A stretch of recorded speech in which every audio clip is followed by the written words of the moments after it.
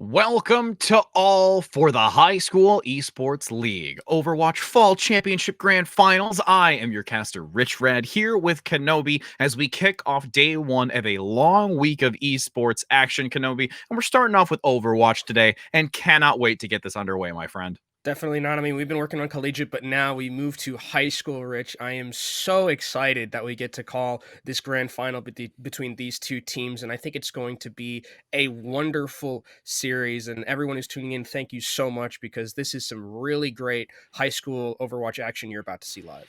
Absolutely. We're going to get to see Evanston Township High School versus Syosset High School. And, between these two, they've had, a long journey ahead. But before we get into that journey, we do want to mention, because it's the top of the broadcast, first time for the whole week. If you're thinking the holiday seasons are around the corner, well, it's a great time to be thinking about those types of things because we're here to also have a giveaway for you. And that's going to be HSEL has a giveaway all week long. So you can type !giveaway in chat to learn how you can get some awesome Asus products. But with that said, outside of some great products, we've got some great gameplay, Kenobi. And, these two teams are going to be really bringing the action for this grand finals. Yeah, and a little bit of different avenues to get to these grand finals, as you can see, as we're going to get to the bracket soon, not just now, but there are some interesting things to mention about both of them is that Syosset is the number 2 seed and ETHS is the number 5 seed.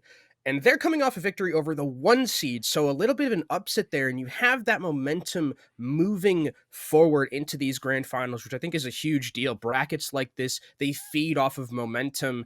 And I think that's going to be something that Syosset's going to have to look out for as we continue to play. As you can see now, we have the bracket on screen, and it was ETHS beating Thunder Esports, the number 1 seed in the entire bracket, getting to this grand final.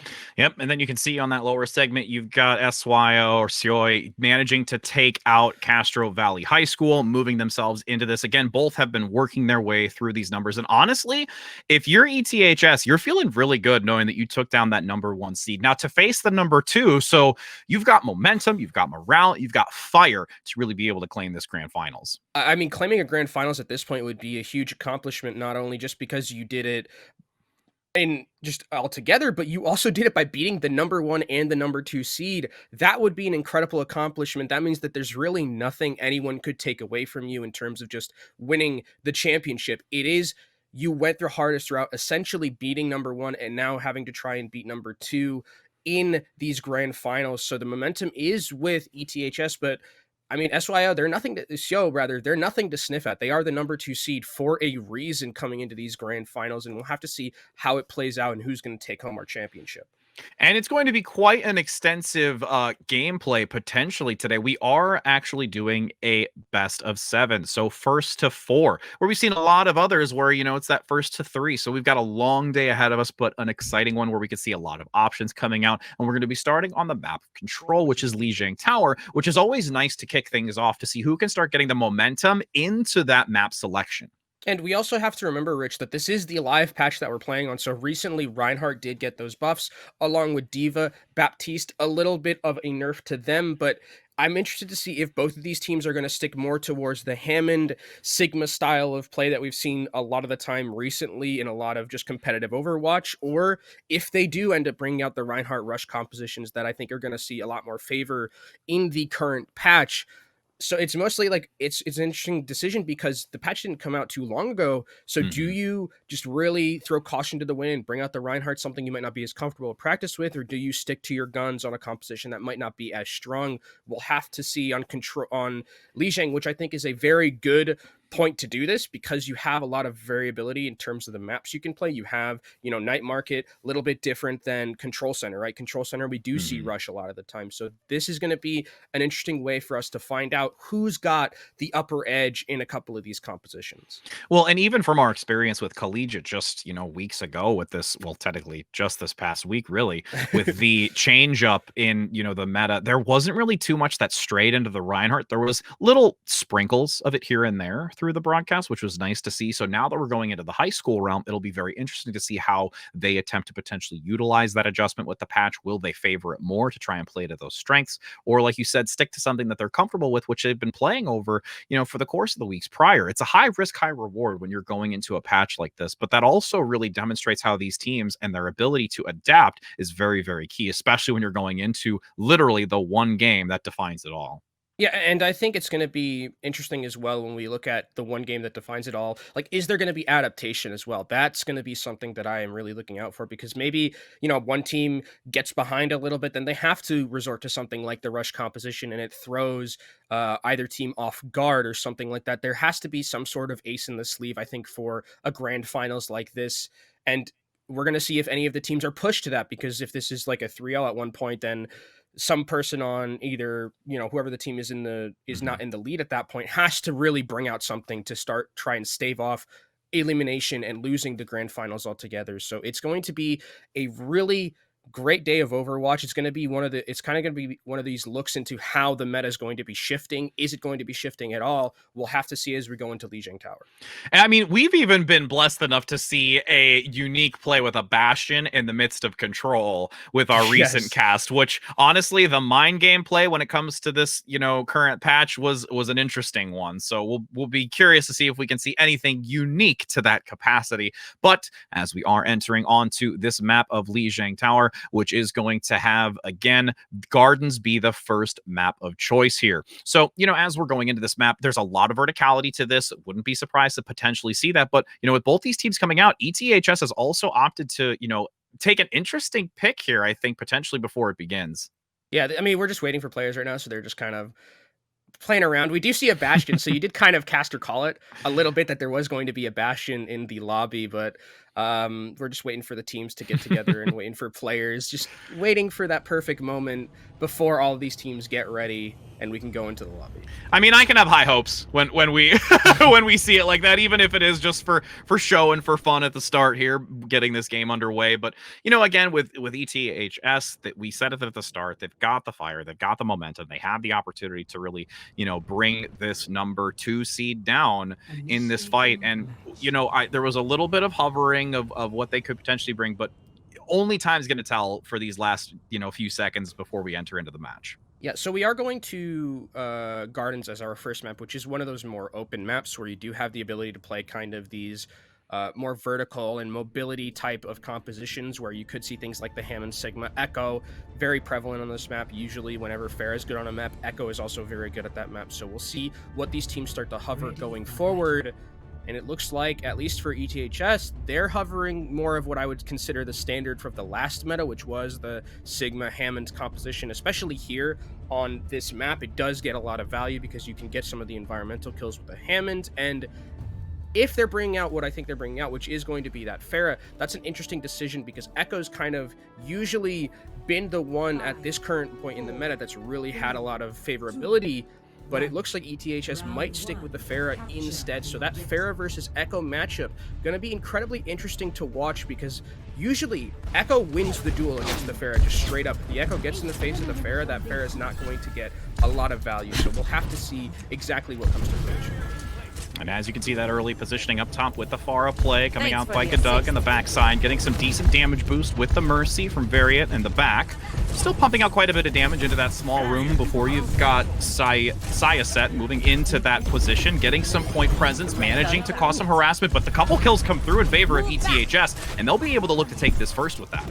And I think Gadug is positioning extremely well right now, not letting the Ashe really get a lot of value. Same thing with the Echo and just pumping in damage through this enclosed chokehold, and actually it's going to be ETHS taking this first point off the back of some very good Pharah play and positioning.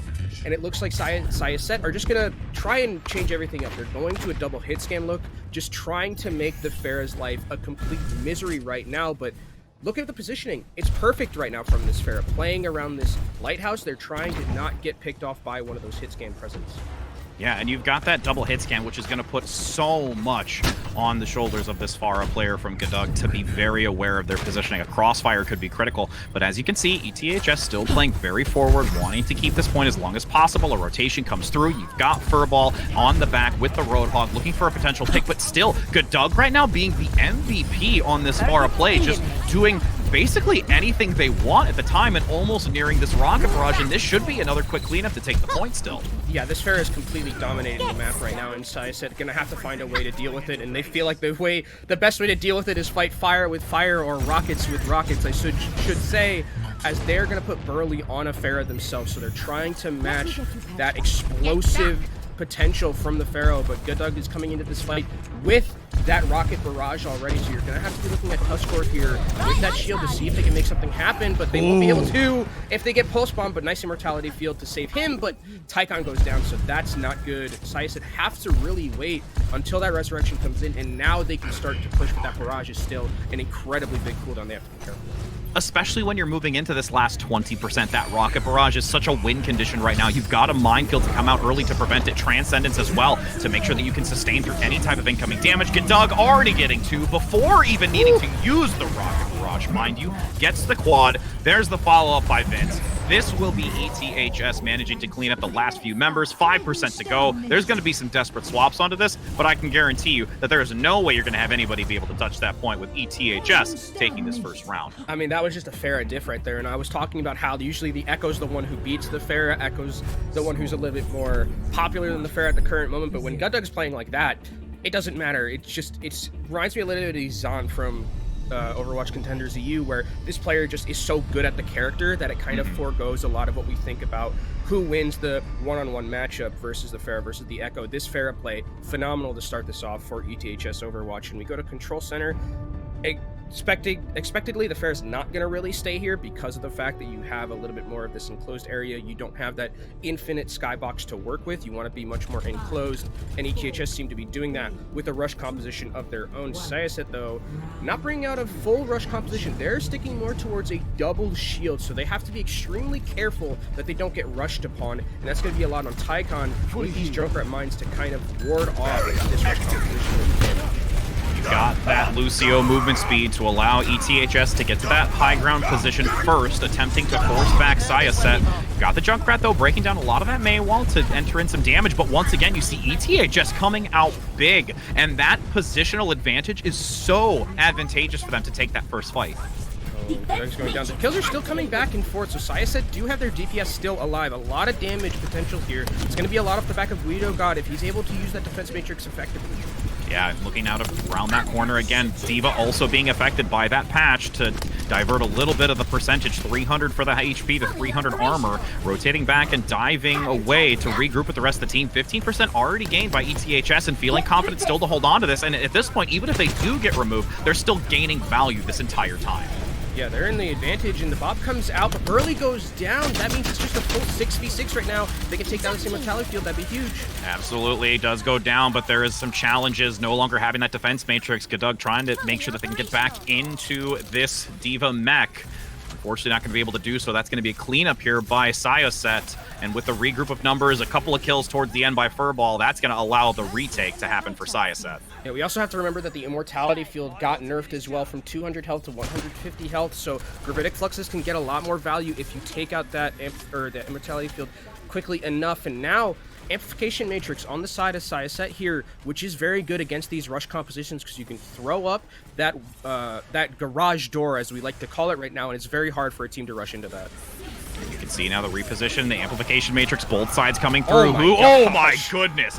Oh, but there's a quad kill with a self-destruct.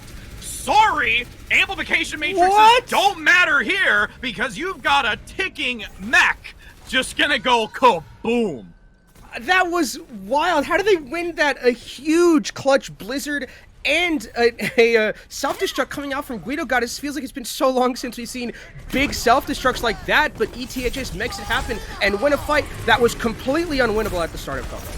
Now with Tycon attempting the Riptire, looking to gain just as much value as Guido God did, but with such a spread out positioning by ETHS, there's no value from it. Some dwindled health values, but again, not going to get anything of significant worth. Burley goes down in the backside, can't manage to survive. Aqua has to force out that Valkyrie to try and get not only the res, but keep the healing boosted. With Furball dropping down into the Flux, getting multiple kills. The Immortality field doesn't go down quick enough, but it doesn't matter. There's enough follow-up damage for the remaining members of Syosset, and will be able to take this back. Yeah, I mean, there you can really see how the Immortality field change has really affected these Sigma Gravitic Fluxes, where, especially with the Junkrat, you just hit it twice with 2 of your grenades, and the Immortality field's dead, and you can clean up the fight, and not let the Baptiste really heal the rest of their team. So Syosset, Furball has had a lot of good Gravitic Fluxes so far. I think the Sigma play has been pretty phenomenal so far, and ETHS don't have a lot to work with coming into this next fight, but neither do Syosset. They have that high noon that can really just maybe zone off some members, but Tycon gets a big kill on the Chino God. That's gonna be, or have to be, a reset for ETHS, but I like that Syosset here is gonna force their advantage. And you can see that advantage being forced out. Again, you've got still some decent percentage to try and regain at the time. You're going to have 65% with 2 ultimates, specifically the Deadeye and also the Riptire to try and manage. But you also have a Supercharger coming up here. Just a lot of maintained healing to withstand this Riptire coming through. Doesn't get any value second time around initially, but the follow-up damage onto the D.Va mech that the Riptire did hit is very vital to keep Syosset in this. Amplification Matrix beautifully timed with a Fire Strike to get that kill on the front, but there's still some follow-through by Furball and Tycon. And the res actually gets denied here. Will not be able to get that player back up. Aqua goes down. Guido God following up with Chino God as well. Both of them being a god of this fight right now and managing to take this away in the overtime for ETHS. ETHS are so clutch in these scenarios, but Syosset is coming back with another Gravitic Flux. They have been huge so far. Hugh Megalo had to use that Soundbarrier, a very huge cooldown against a Gravitic Flux like this. Someone's got a touch from Syosset. They managed to do so. Ooh, the Wrecking Ball comes in. Flux gonna lead, only rising the Reinhardt up to the air and doesn't really get too much damage to follow through. That shield's still gonna mitigate most of it. The Wrecking Ball in the back needs to get some value dislodging this ETHS team. But an Earth Shatter comes through with a self-destruct overhead. There's already 3 down. The 4th and 5th soon to follow. There's the 6th. The bell shall toll, and the win goes to ETHS as the 5th seed, really bringing it to the 2nd by Syosset. ETHS continuing to run through with their momentum after beating that 1st seed, now taking the 1st map off of the 2nd seed, and I mean, obviously, what would else be the play of the game here? It's going to be Guido God with that huge self-destruct. I mean, this fight looks completely over. I mean, dies before the bomb even goes off, but that Blizzard, phenomenal as well. That was a huge clutch play, and I think that's something ETHS actually has done super well, is when fights just look lost, they somehow managed to clutch it out in a lot of these key scenarios with some key ultimates or some key picks. Like that, getting that Mercy Resurrection, like taking that out was a huge deal for winning that last fight. ETHS, with these clutch plays, could continue to realistically beat Syosset in a lot of these scenarios. And honestly, the other thing to note too, even with that self-destruct, it was so unique in the positioning because you honestly could think, and even I was thinking it myself, where it landed just on the other side of that computer table, where it didn't fully go behind it. So you could see that misunderstanding of where the angle was to really divert away, but the Blizzard was so beautifully timed, as you also said, to reduce the movement speed to escape it. And those types of synergies and really big plays could snowball, no pun intended with the Blizzard comment, into ETHS continuing to surpass this 2nd seed team. Yeah, and the thing that's interesting about ETHS as well is that I was ready to like kind of, you know, be upset when I saw the Blizzard come out and I saw the self-destruct come out when it was like the fight was over, I thought. And then they end up getting those kills and then they proved me wrong completely. It's those types of moments that I think really helped ETHS win that 1st control map, but we have to kind of bring it back a little bit. This is a long series. It is a 1st to 4, so we do have a lot more Overwatch to be played, and Control is kind of that great equalizer for a lot of these teams, but something that we did see from both of them is variation in terms of compositions. We saw a double shield, we saw a rush, we saw the Sigma and the Hammond, so a lot of difference in compositions that we could see throughout the rest of this series, which is something that we talked about at the start. And again, we're only into game 1, and you're probably thinking, This is going to be a best of 7, 4 wins. That's a lot of time still to fill. What does that mean? You're going to get hungry. And when you're hungry, you got to get food. So that's why we're going to say and want to give you a moment to think about Zaxby's. And it's a proud sponsor of the High School Esports League, where there's no need to hit pause. There's no need to change browsers. I mean, why not just order Zaxby's famous chicken sandwiches and also salads for pickup or delivery on Zaxby's app? Or if you do like to, you can go to that Zaxby's.com to also order it as well. So that's a great opportunity to get some food, have it delivered, and you'd probably get it before the end of this first to 4. So that's my thought process here, Yeah. Kenobi. I mean, it's unfortunate because I don't have Zaxby's near me, but the one time I've had Zaxby's, I actually really liked it. So, Mhm. maybe I can't deliver, but anyone out there who has got a Zaxby's near them, you should, because like we said, this is going to be a long series, first to 4, and you'll probably get it in time. So don't worry. I mean, and especially you want to get it in time because we're going to Kings Row. It is the notorious map that we see so much of. For those of you that are watching, and why Kenobi giggles at the topic of me saying Kings Row is because all throughout our varsity series that we had just recently complete for collegiate, this was the go-to map. This was probably about 90% of the selection, and now going into the high, I would say, yeah, I'd agree. Yeah. 95% of it, and now we're going into high school, and it still follows the same suit where Kings Row is a great place to be for all that want to play it. Yeah, and the interesting thing about this map is that it's always a map that I feel like no one really has an advantage on because everyone plays this map. Like everyone, I think, scrims on this map. It's called Scrims Row for a reason. So it's an interesting choice from Syosset. It is possible as well that they have like some sort of composition that they really like to run. We did see Mhm. double shield, extremely good on King's Row, especially on the defensive side and also on the offense. So we'll see how Syosset really comes into this because they're kind of behind the 8 ball a little bit, already at 1-0. You don't want ETHS to break your serve on your own map pick because then things just continuously get harder for you. You want to stop the bleeding, and it has to be on your map pick here in the second one. Well, and to build on that even further, the challenge, and I'm really curious if we're going to have this actually come out on Kings Row, is the far play again. There's a lot of verticality. There's a lot to really use cover, come over tops of the buildings, find some very unique angles, especially with that narrow pathway that goes just around the bookstore. I would not be surprised that that being a very viable option here for ETHS for them to utilize against their opponent, who wasn't in the grand scale of things in the control map able to handle it even with a double hit scan. Yeah, on defense, I think it works a lot better than on offense. But Mhm. again, with how Gudug played the Pharah and how well it worked, it kind of just shattered my expectations of what the Pharah can do. So, but with just the understanding that Gudug had of the character of where you need to be, how to position, I think they can make it work on any map they want. And you're right, Syosset had a little bit of a hard time dealing with the Pharah. So if you want to bring it out, if you're ETHS, I think you can definitely do so. Play it until Syosset kind of lets you know that they are able to deal with it. Mhm. And as we enter in onto this map, you are going to see ETHS on the defensive side first. Taking a look at their composition, we won't see any Pharah by the looks of it, but we're going to get a Mei play in here, and which has been a very vital character on this defensive side, especially for this initial point to be captured, Kenobi. Yeah, and this is kind of reminiscent of a meta that we had very early in the year, like in OWL, like the start of OWL, where we had this kind of rush style of composition with the McCree and the Mei. There's a lot of sustainability on this, and it's even better now with McCree getting that 225 health. So I think this is kind of what the meta is expected to shape out to be in the future. And it looks like Syosset on their offense, they're sticking with their double shield composition, and they do have a lot of shield breaks. So this Reinhardt is going to have to play a little bit carefully. Same with the D.Va. Using that defense matrix effectively is going to be a big deal. And you can see already some damage coming in from that side through the hotel, where the Junkrat position is a little bit separated from the team because nobody's really forcing a harassment. But now the dive comes through, just surpassing the Junkrat position. But yes, that immortality field comes through, managing to keep the team alive. ETHS is finding themselves extremely low. The follow-through comes out by Syosset and manages to completely eradicate ETHS off this point. I mean, that fight was won entirely by a extremely good immortality field from Aqua, and then body shot Andy with a really good anti-nade to follow it up. That was some clutch support play coming out from Syosset, and they're going to take a very easy start to this map of Kings Row. Push forward, try and take some space away from ETHS because ETHS is now going to the double shield themselves, so they want to get their setup, but Typhon gets a little bit too over aggressive.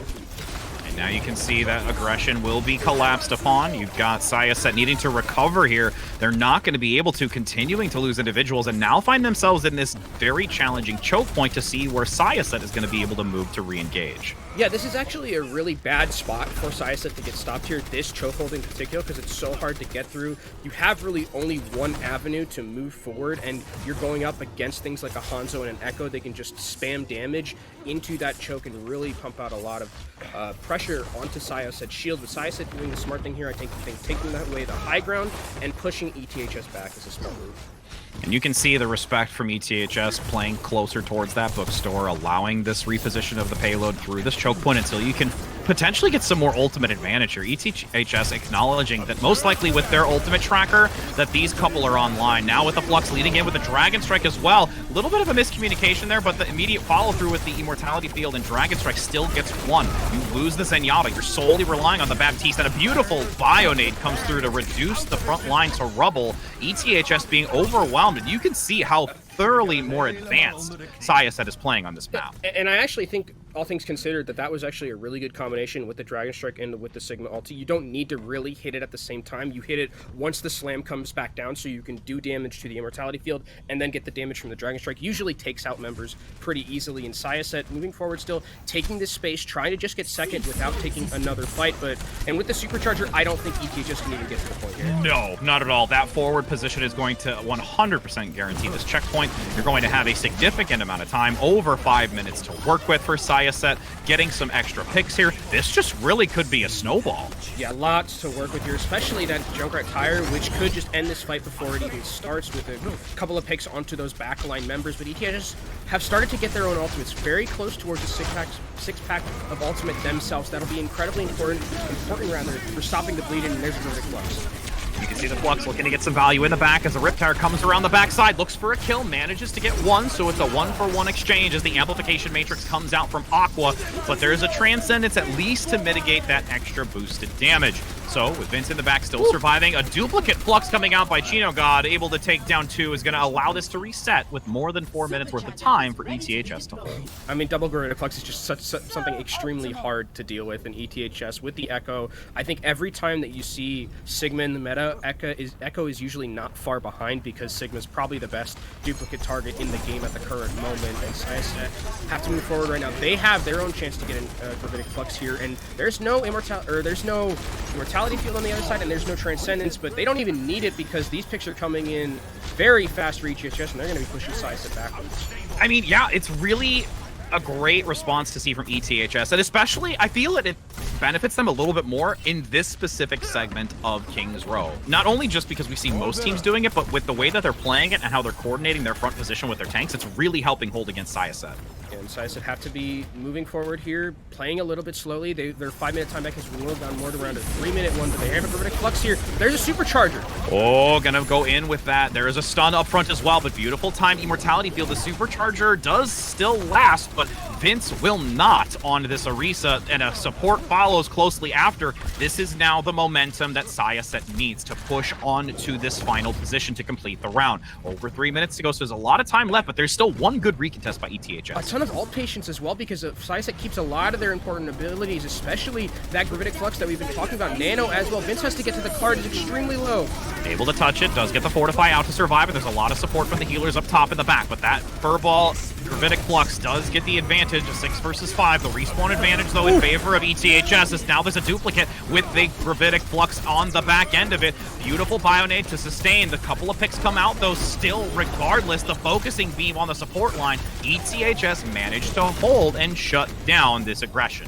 Again, another fantastic duplicate again from Chino God, who gets that Gravitic Flux after Guido God uses their own one. That means that they've forced out every single defensive cooldown from Syosset, and they're able to get a ton of value off the back of another great Gravitic Flux in here as well. I think the halts have been phenomenal from Vince too. Vince has really put on a show so far, and Syosset still in a position where they are held at this corner. They're moving forward. They have a Dragon Strike to work with, and maybe zone some members away, and that's exactly what they're doing. Yep, but there's still some great responsiveness. Oh, and the sticky bombs take out Aqua, so that's going to be a very challenging position to be in, to lose your support. And then you've got Chino God up top with this Echo. This is absolutely insane, with a beautiful halt to follow up as well. I am absolutely stunned at how well the coordination is and this echo play from Chino God. I know you're also very happy about these halts coming out from Vince. Yeah. One trick you are, because they're really setting the pace. I mean, every single time that there's a halt, it looks like it's forcing out some sort of defensive cooldown, whether it's a shield, whether it's an immortality field. And Chino God, again, has that gravitic flux, or has the duplicate, probably going to go onto the Sigma. Guido God has their own gravitic flux. That's a double gravitic flux in this next fight. Another halt comes through, but doesn't manage to get anything with it, as you got the double flux. Here comes one already, but doesn't gain value. Will the second one come out from Chino God in time? Riptire does take out Vince, so this gravitic flux has to equalize, taking down at least one player. But the immortality field, beautifully timed by Aqua. This is the multiple times we've seen it, but no, it's not going to last. And the Dragon Strike from Doug comes out with a focusing beam in addition. But the hit scan will prevail. Syosset able to start changing this momentum once again. Just over a minute, though, to work with as we see the pressure come back out. And there's going to be probably one, potentially two more attempts by Syosset. Syosset are trying so hard here, but they have to reset and make sure no one goes down. They've actually forced out Immortality Field on ETHS's side, so that's a pretty big deal here for this aggression of Syosset here. They're moving Tycon onto the Genji, trying to have that one last go with the Genji. They can nano the Genji, maybe get some damage done in that backline, but there's a supercharger for amputation. I know that now Supercharger getting so much value here if there's enough damage to be placed onto the enemy. Does get a plethora of Syosset players, and now you're in crunch time. Last fight territory here, and all the members of Syosset have to get back to spawn. They have to reset. And you look at ETHS, they have so many important ultimates coming into this next fight. You have the Transcendence for that sustainability. If anything were to happen with a Nano, you also have a Gravitic Flux to just lift people off the cart. This is all ETHS is to lose right here. With these final moments, Syosset has to touch this point with the Wrecking Ball, manages to get there and goes in for the pile drive to immediately follow with the Flux. But there's a Transcendence along with the Immortality Field. A little bit of an overlap here, so that's an opportunity for Syosset to capitalize on if they can survive through this damage. Immortality Field greatly held on to towards the later portion of that fall to make sure that they can get enough to turn this corner. Ant Matrix in the back. You do still have the Echo flanking in the backside to try and generate some percentage. They're almost at their duplicate to try and use, but does get picked off. Numbers advantage here by Syosset pressing forward. ETHS is going to have to be very careful how they enter back onto this to see if they can keep it into a lengthy overtime, but nobody's going to get there in time. The Dragon Strike comes out, but the communication of the Wrecking Ball getting there to coordinate was not, and that will allow Syosset to complete this round, allowing them all 3 points. Just a few seconds off there for ETHS at the very end, because that Dragon Strike was going to get members of Syosset, as you could see in the kill feed at the very end. But that Hammond just a little bit too far away for it to matter for ETHS and Syosset capture. But do capture with no time left. That means that if ETHS is able to complete this map with more than a minute in their time bank, the best that Syosset can get is a draw. But you'll take, I mean, at this point, you'll take completing the map with how hard it was for you to push through this furnace phase of King's Row. I think a completion is kind of what you were looking for. Kind of kicking yourselves a little bit, probably, that you didn't finish with time because of how well you completed those first two parts of King's Row.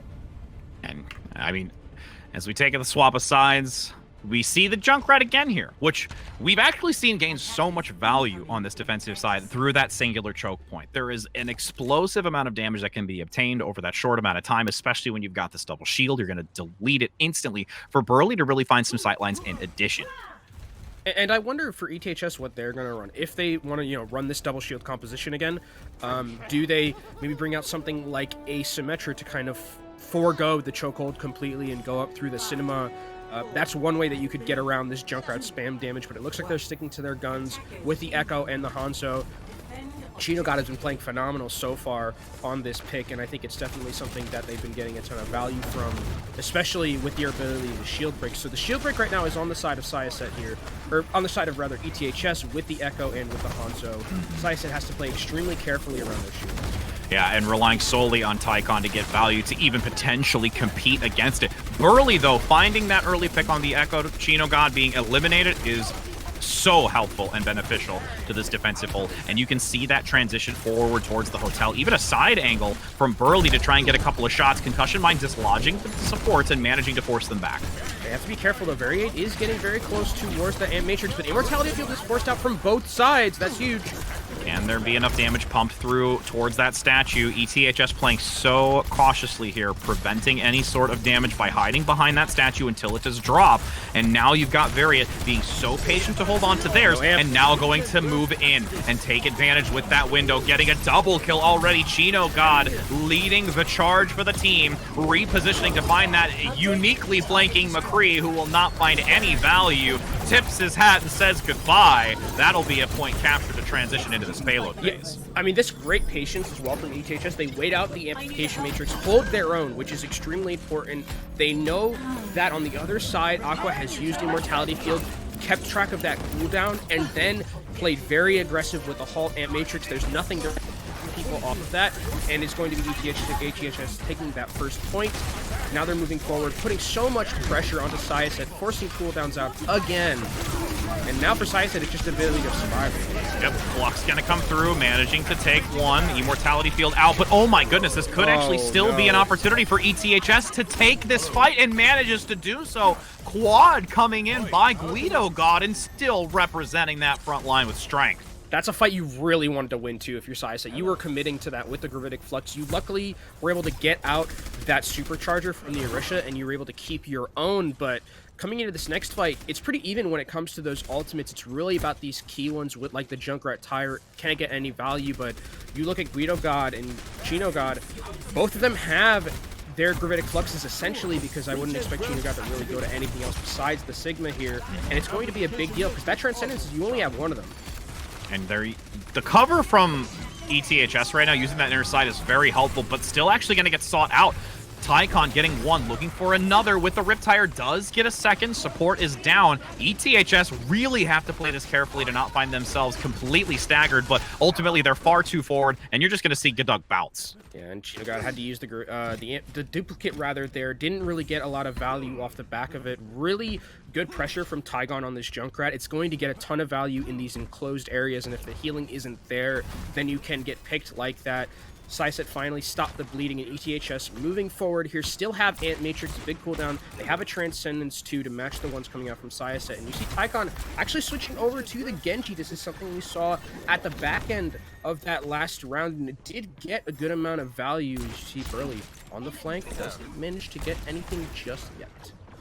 But has recognition of that Sigma in the corner, wants to try and get the takedown onto it, but the shield is there as Vince gets actually execution on the opposing Sigma. ETHS has an opportunity now to reach this checkpoint, find themselves with a significant amount of time that they want to carry into this next match, or next segment, as they've captured it, now want to try and work towards the end of this. Yeah, I mean, Syosset has to be extremely careful, because with these halts from Vince, if you step out of line once, you just die. Like, they are doing such a good job of following up on these really good halts from this Orisa, and Guido God just pushing forward to try and take as much space away from Syosset as possible as the cart starts moving through this last phase of King's Row here. There's an Ant Matrix. The garage door comes out. That's a lot of damage.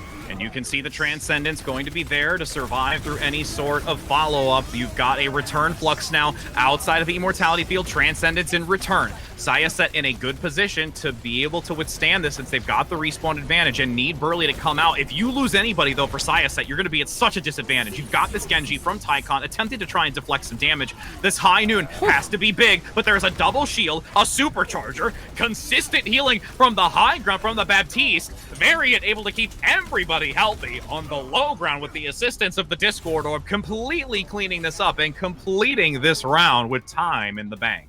Yeah, this DPS, I mean, this tank line, rather, from ETHS is absolutely popping off right now. Just every single time I've seen a halt from Vince, it's followed up on by some damage, by a Sigma accretion, by Sigma just damage in general. I mean, this has been a phenomenal performance from these two tank players.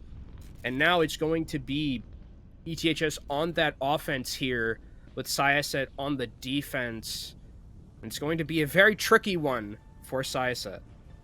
But still, I mean, they've got an opportunity to try and be able to at least bring this to a draw with the amount of time that we've got on the attacking side. Again, 3 minutes and 16 seconds is a tall order to hold against, but we've seen our fair share of draws on this map. We have. I mean, it's not like Hanamura or something, or we just call it like Dranamora or something. But Mhm. you can draw. This is drawable, all things considered, for Syosset here, and you really want to do so. This was your map pick. You want to at least keep your serve in terms of this, and they're actually bringing out Burley on this Soldier 76. I like this pick actually because it does do a lot in terms of the shield break, which is something that I think Syosset has struggled with. The shield break from ETHS has been so incredibly strong, and it looks like we're doing a little bit of dancing to start off with a little ritual. Okay. All right. Getting some good mojo. As you now, the door is open with the time. Hopefully that mojo will allow ETHS to demonstrate their consistent ability on this map, quickly deleting that shield. The kinetic grasp immediately after to follow up. Great halt to pull a couple out of position, but there still is not enough damage just yet. The supports are there to keep this up. Aqua now with that Discord Orb, very, very cognitively moving into the back to make sure that they can sustain through it. Nice couple of kills coming through by Syosset, able to hold on for this first engagement. Yeah, that's a big deal that they were able to hold. And again, I think it's because Syosset, again, has some sort of shield break to match the one coming out from ETHS now with this Soldier 76. Burley's just going to be continuously shooting shields and breaking them incredibly quickly. And Syosset here in the advantage when it comes to their ultimates as well. So this is good if they want to continuously snowball and try and get that draw that we talked about. And with at least being able to whittle down 1 minute worth of time, you're feeling pretty confident to do so, but there's an amplification matrix by ETHSOW to answer against it. Looking to try and swivel around this hotel. The 76 movement by Burley nearing that tactical visor as the immortality field will be able to get some decent damage out. You also have the storm arrows. The flux is also there. There's only one need to get a tick onto this point to take it. The numbers advantage going in favor of ETHS. They will be able to with the time bank they've got. And Syosset now finds them down a 2-map score deficit and need to try and rally. Yep. And ETHS a broken serve. That's the other thing, is they've won on Syosset's map pick. Syosset has to bring out something in our next map, another one of theirs. But again, Guido guy's going to get play of the game here. Definitely expected because, again, this tank line has been working out so flawlessly together. Even when we saw their rush composition, it looked like these guys were both on the same page. And now on double shield, where you really want the halts to really get a lot of value, it has been doing extremely well for ETHS. So all things considered, I think the tank line has been phenomenal and has been really the difference between ETHS and Syosset here. And to build on that, the funny part is you can also technically say the tank line because the Echo player was duplicating a tank. Yeah. So we'll also true. highlight that play as well. So really all around just tank play and usage, period, end of statement, even if it is 3 of them every now and again. But yes, it's really, really going to be something that Syosset has to respond to. How are they going to, break down this front line who is honestly just giving so much space for the rest of ETHS, and what kind of avenues they could take to, really be able to now put ETHS on the back foot, because we're finding ourselves, as you said, losing on the map choice. Now going into this next map selection, it's really critical because we are going on to an Assault map next, which we can find being a very interesting one. As we all know ourselves from playing, Assault is, quite a map to play on. Yes, it is. But with that being said, before we get that underway, we're going to be going to a brief break. So don't go anywhere, friends, and we'll see you on the other end.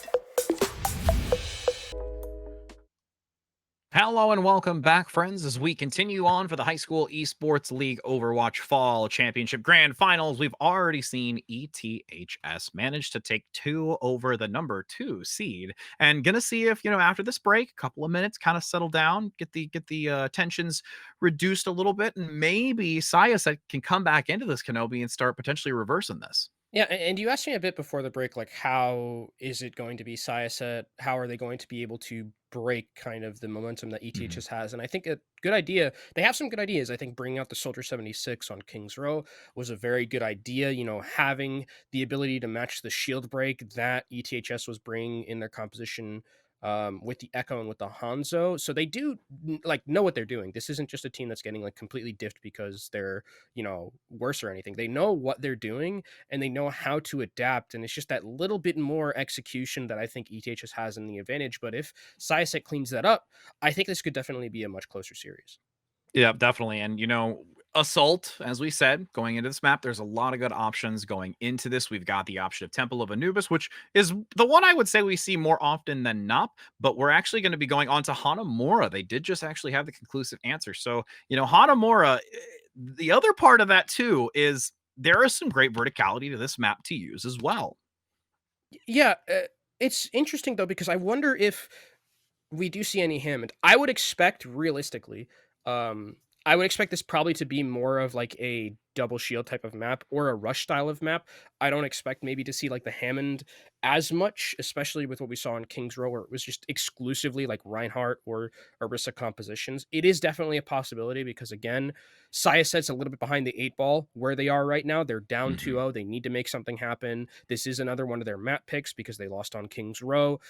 You don't want to go down 3-0. That's the worst case scenario for Syosset here. And for ETHS Overwatch, you continue just running what you've been running so far because it has been working phenomenally. Your double shield's been great. Your rush has also been very good.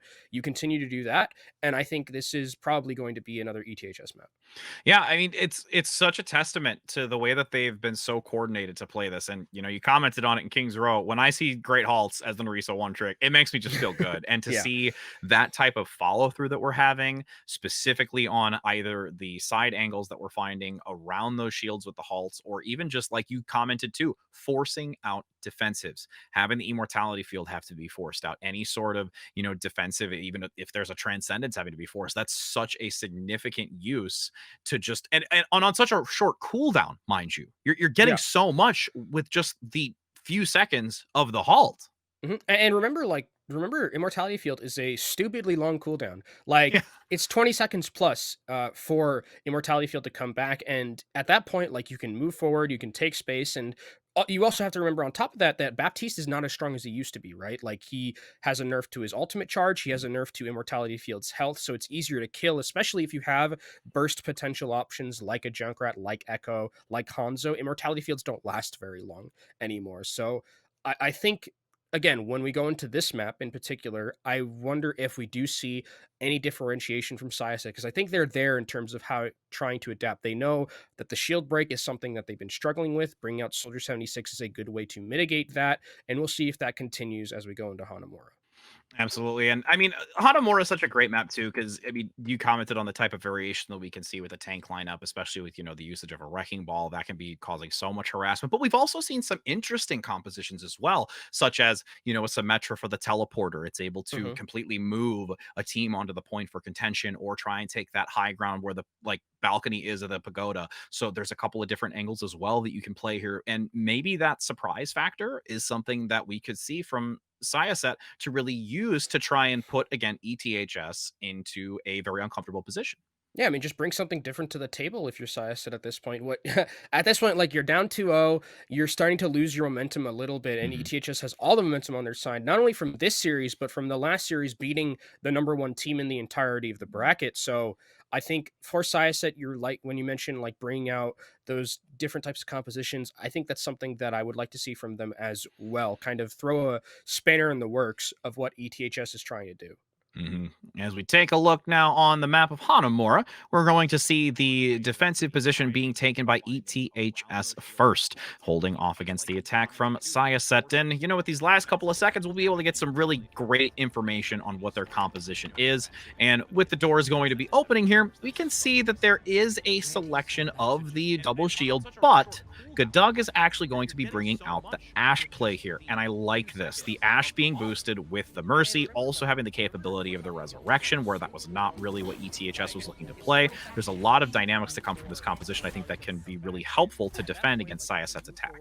Yeah, I think Ashe is like against double shield is very good because you can kind of forego the shields a little bit if there isn't a Sigma shield in front of you. Like you can dynamite over the shields, get a lot of damage into the backline that way.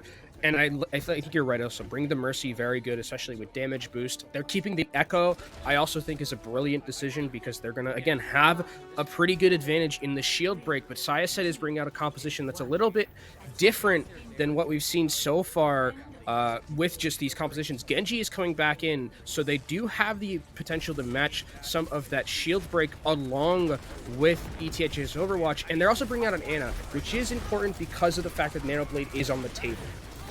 And with the engagement beginning through that doorway, this is the most challenging part to press through with all of the damage from the defensive side funneling through. You can see some repositioning, though, by Burley, getting some shots, having to digress back down. Can't stay up there for too long because instantly focused by this defensive position.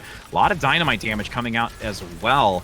And, I mean, honestly, right now, presently, Burley going to go up top, still continuing to try and pump out some damage and really being blocked once again by that Sigma shield and dropping down. And the pick going in favor now of ETHSOW is going to force back Syosset once again. Yeah, with Chinagod taking out Tycon there, Tycon going down means that there's a lot of shield break that is broken completely for Syosset, and they lose a lot of damage. Luckily enough, Burley has been farming up toward this Bob pretty quickly, so you can get a key 7th member on the field, but these dynamites from Goodug are stopping them from moving forward.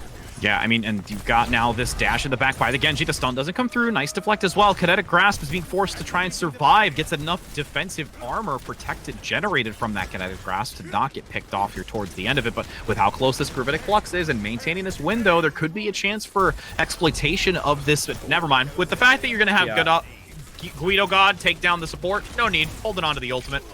Yeah, I mean, this is just pretty good big domination right now coming out from ETHS. They have so many key ultimates coming into this one. The Genji hasn't really gotten a ton of value, and it's off the back of Chino God understanding when to take out this Genji, when to use that that focusing beam to take him out, because you can't deflect focusing beam as Genji, and Guido God again has this Gravitic Flux available to them, and there's no defensive ultimates for Syosset here.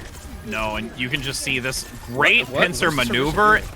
It's basically a solo Orisa to the side, and you're going to see Guido God take full advantage of it. There's at least one pickup, 2 now for... Genji duplicate! Oh my goodness, but does get immediately removed. The focus beam will be doing much more damage than the Genji possible blade. And you're going to have ETHS look for a reset once again. That's a bit of a flicks there, but actually the fight's still happening. Bob and Gravitic Flux committed. And you can have now Tycon with that Dragon Blade actually getting one, forcing back another Shuriken damage onto the Orisa. Just going to stand there and accept it. No need. Vince just says, I'm good, friends. I'll go back. It's just spawn. I mean, the whole kitchen sink is thrown in there from Syosset, and it ends up working out. They finally are able to break this defense of ETHS. ETHS maybe getting a little over-aggressive there with the Genji duplicate decision, but Syosset takes full capitalization on that, and now we're going to start moving forward. They don't have, realistically, that much to work with. They have a Nano that they can maybe push forward, but Chinogata is going to be going onto the Torbjorn. I love this decision because it offers still more shield break and also stops the flanks coming in from the Genji.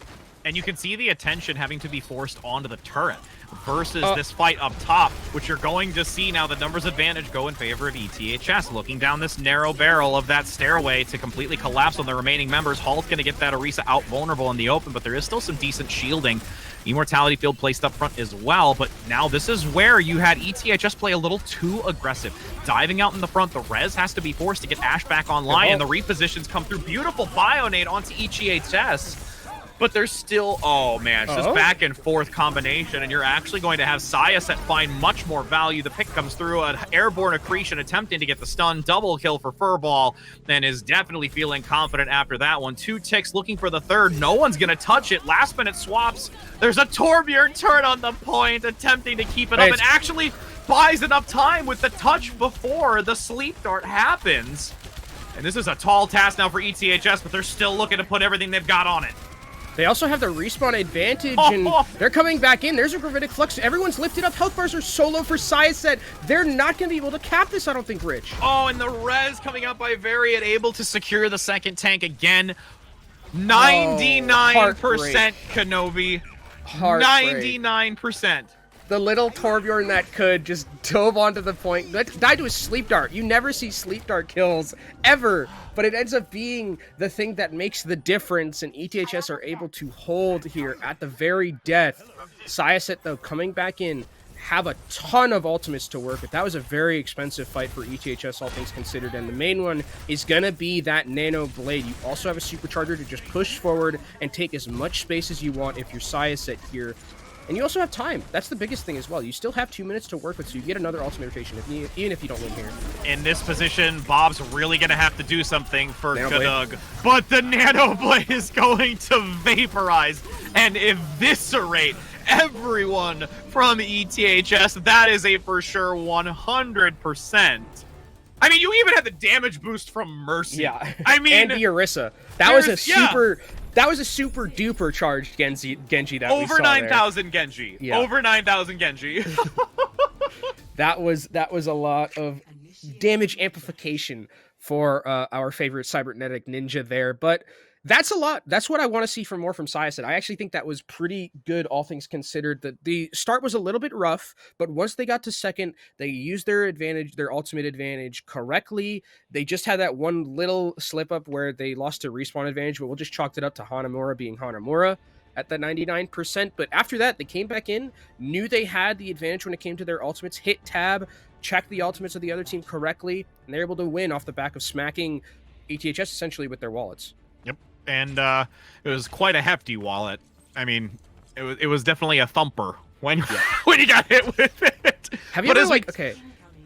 So I hate when my wallet's like really like almost like bursting. It actually like makes me I hate it.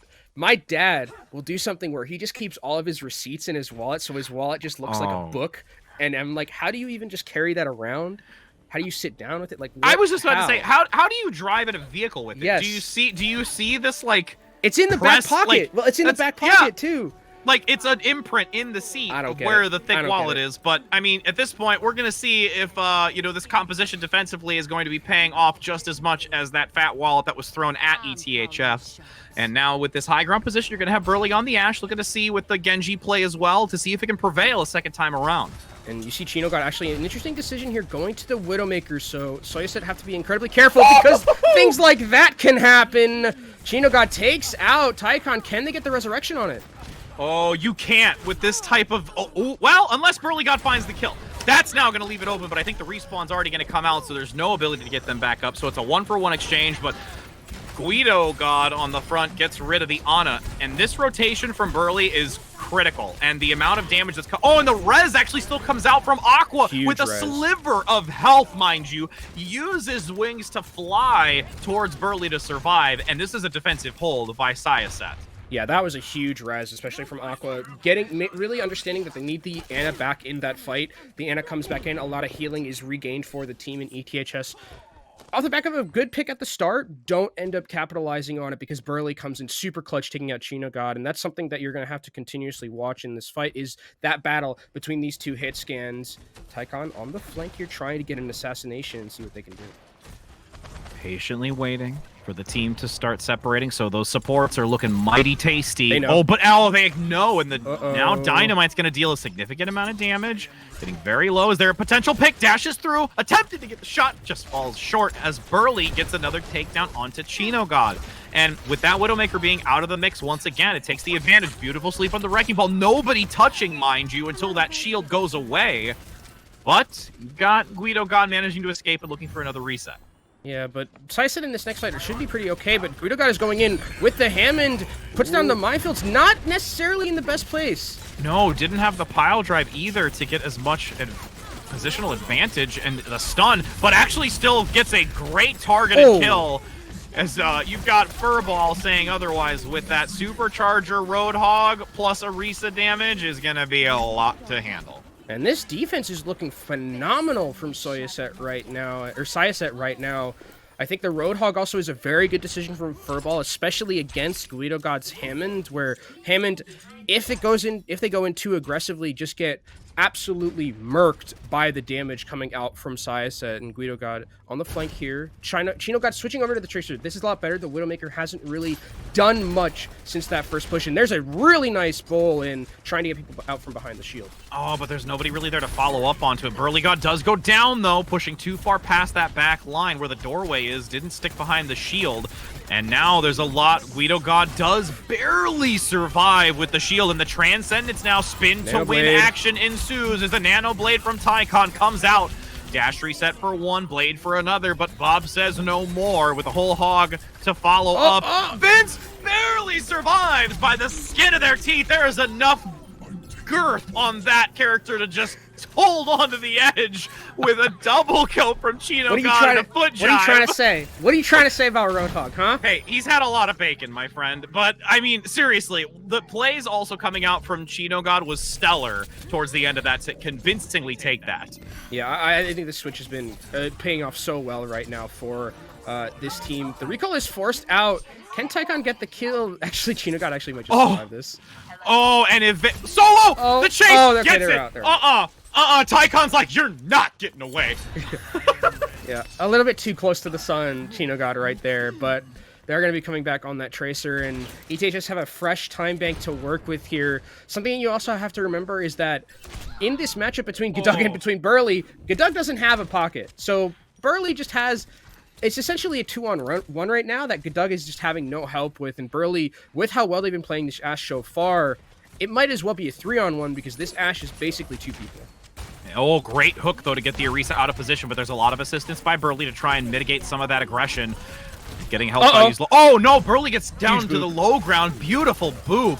As you've got Guido going up front with the minefield to try and zone them away. Goes for the supercharger to get that extra boosted damage reduced from this fight. Now with Aqua also down, there's a lot running on the shoulders of Body, but there is nothing you can do against that type of aggression.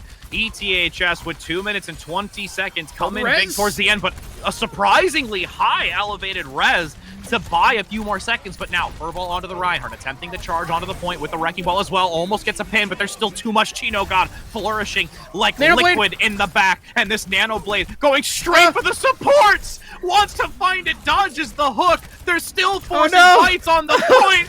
This is just a 1v1 that goes in favor of Variant, and ETHS should feel so good about that one. Tycon was broomsticking at the end here. That was tragic. I mean, it's a good idea to go for the Baptiste, but just was too far away, and then some nice schmovement, I would say, from Variate there on that Baptiste, who's able to take out the Genji end. I was talking about Tracer being like liquid, but it was more so the Baptiste play from Variant, just bobbing and weaving, doing the dance and following this foot jive. Man, I mean, that was pretty funny. I'm glad. Thank you to the producers for catching that. To be honest, I don't really care what happened on point. That was the more entertaining thing we just saw. It really was. I mean, because you just literally saw Tycon with the horse blinders on. I'm not seeing anything else but this Baptiste, and I'm just galloping in, friend. But I mean, okay. So, kind of like to bring it back is that Syosset actually, like all things considered, Burly had a very good Ashe performance on that last round. But it is, and you can see just how much closer it is now between both of these teams, right? The time banks very similar. I think that Syosset have found a really good play style with the Genji. Bring that in. The Nano Blades, except for that last one, have been pretty good most of the time. And it's ETHS who's going to be on the defense first. Syosset did have a hard time capping this map at the start, or capping this first point of this map, and I think this is a brilliant decision from ETHS to bring out the Torbjorn here. Look at Syosset's composition. A lot of flankers that are going to get melted by this turret and melted by the shotgun if they step out of line. Yeah, and the coordination for this mobility has to be on point. Nice early takedown, at least on the Zenyatta, but the numbers advantage go in favor of ETHS. Chino God just attempting for their life to shotgun shell that Winston. And honestly, yes, should have won that. And now with 1 minute and 13 seconds, surprisingly, ETHS still holds on to this, getting the valuable picks necessary. I mean, the turret's still alive, but they don't have healers here. Then look at all the health bars for ETHS. They're all so low. Vince is like 1 health. Finally, he's able to go get a health pack, and Syosset might take this advantage to go to the point. Oh, and the dynamite does land onto one, almost gets the pick onto the Lucio, trying to find a subtle position through that window. Vince on the low ground manages to get 2. They've obtained 1 tick, but now they're off the point. They're trying to place... The hammer kill! Chino God! All right, friend, you've got a turret, you've got a hammer, and the hammer's going to prevail. With now the rotation coming through, ETHS going to hold on to this with 1 tick given up. And there's 30 seconds left. Actually, there's someone in the backline that they're trying to scout out for, but they aren't going to be getting it. It's actually, I think the Tracer is spawn camping right now. Can they take out the Tracer? That'd be a huge pick. Oh, the recall comes out, and you still see this Lucio play, but cannot afford to stick away for too much longer. Into the Molten Core. Boop attempting to get that Wrecking Ball out into the fire. Does get a little bit of damage, but won't get the execution. As now, Guido into the Flux! The Flux is going to now get a Boop Flux, as the combination could swivel into ETH's favor, but this Tracer from Burley, all of the long, drawn-out backline aggression, looking for the spawn camp, recontesting on this point now, has a chance to hold on to this, but getting very low, and surprisingly, the overtime could just wick away, but it won't. You've got ETHS just attempting to get onto this point for dear life, but that will be Syosset able to get this first point with 26 seconds to beat. And they get one last chance here on this offense to try and take point B, but a good decision already from Megalo switching over to the Brigitte against this dive composition. Syosset they have a sound barrier that they can maybe pocket the Genji with as the Genji goes in for that Dragon Blade, but already a supercharger coming out from Vince to zone out members of Syosset.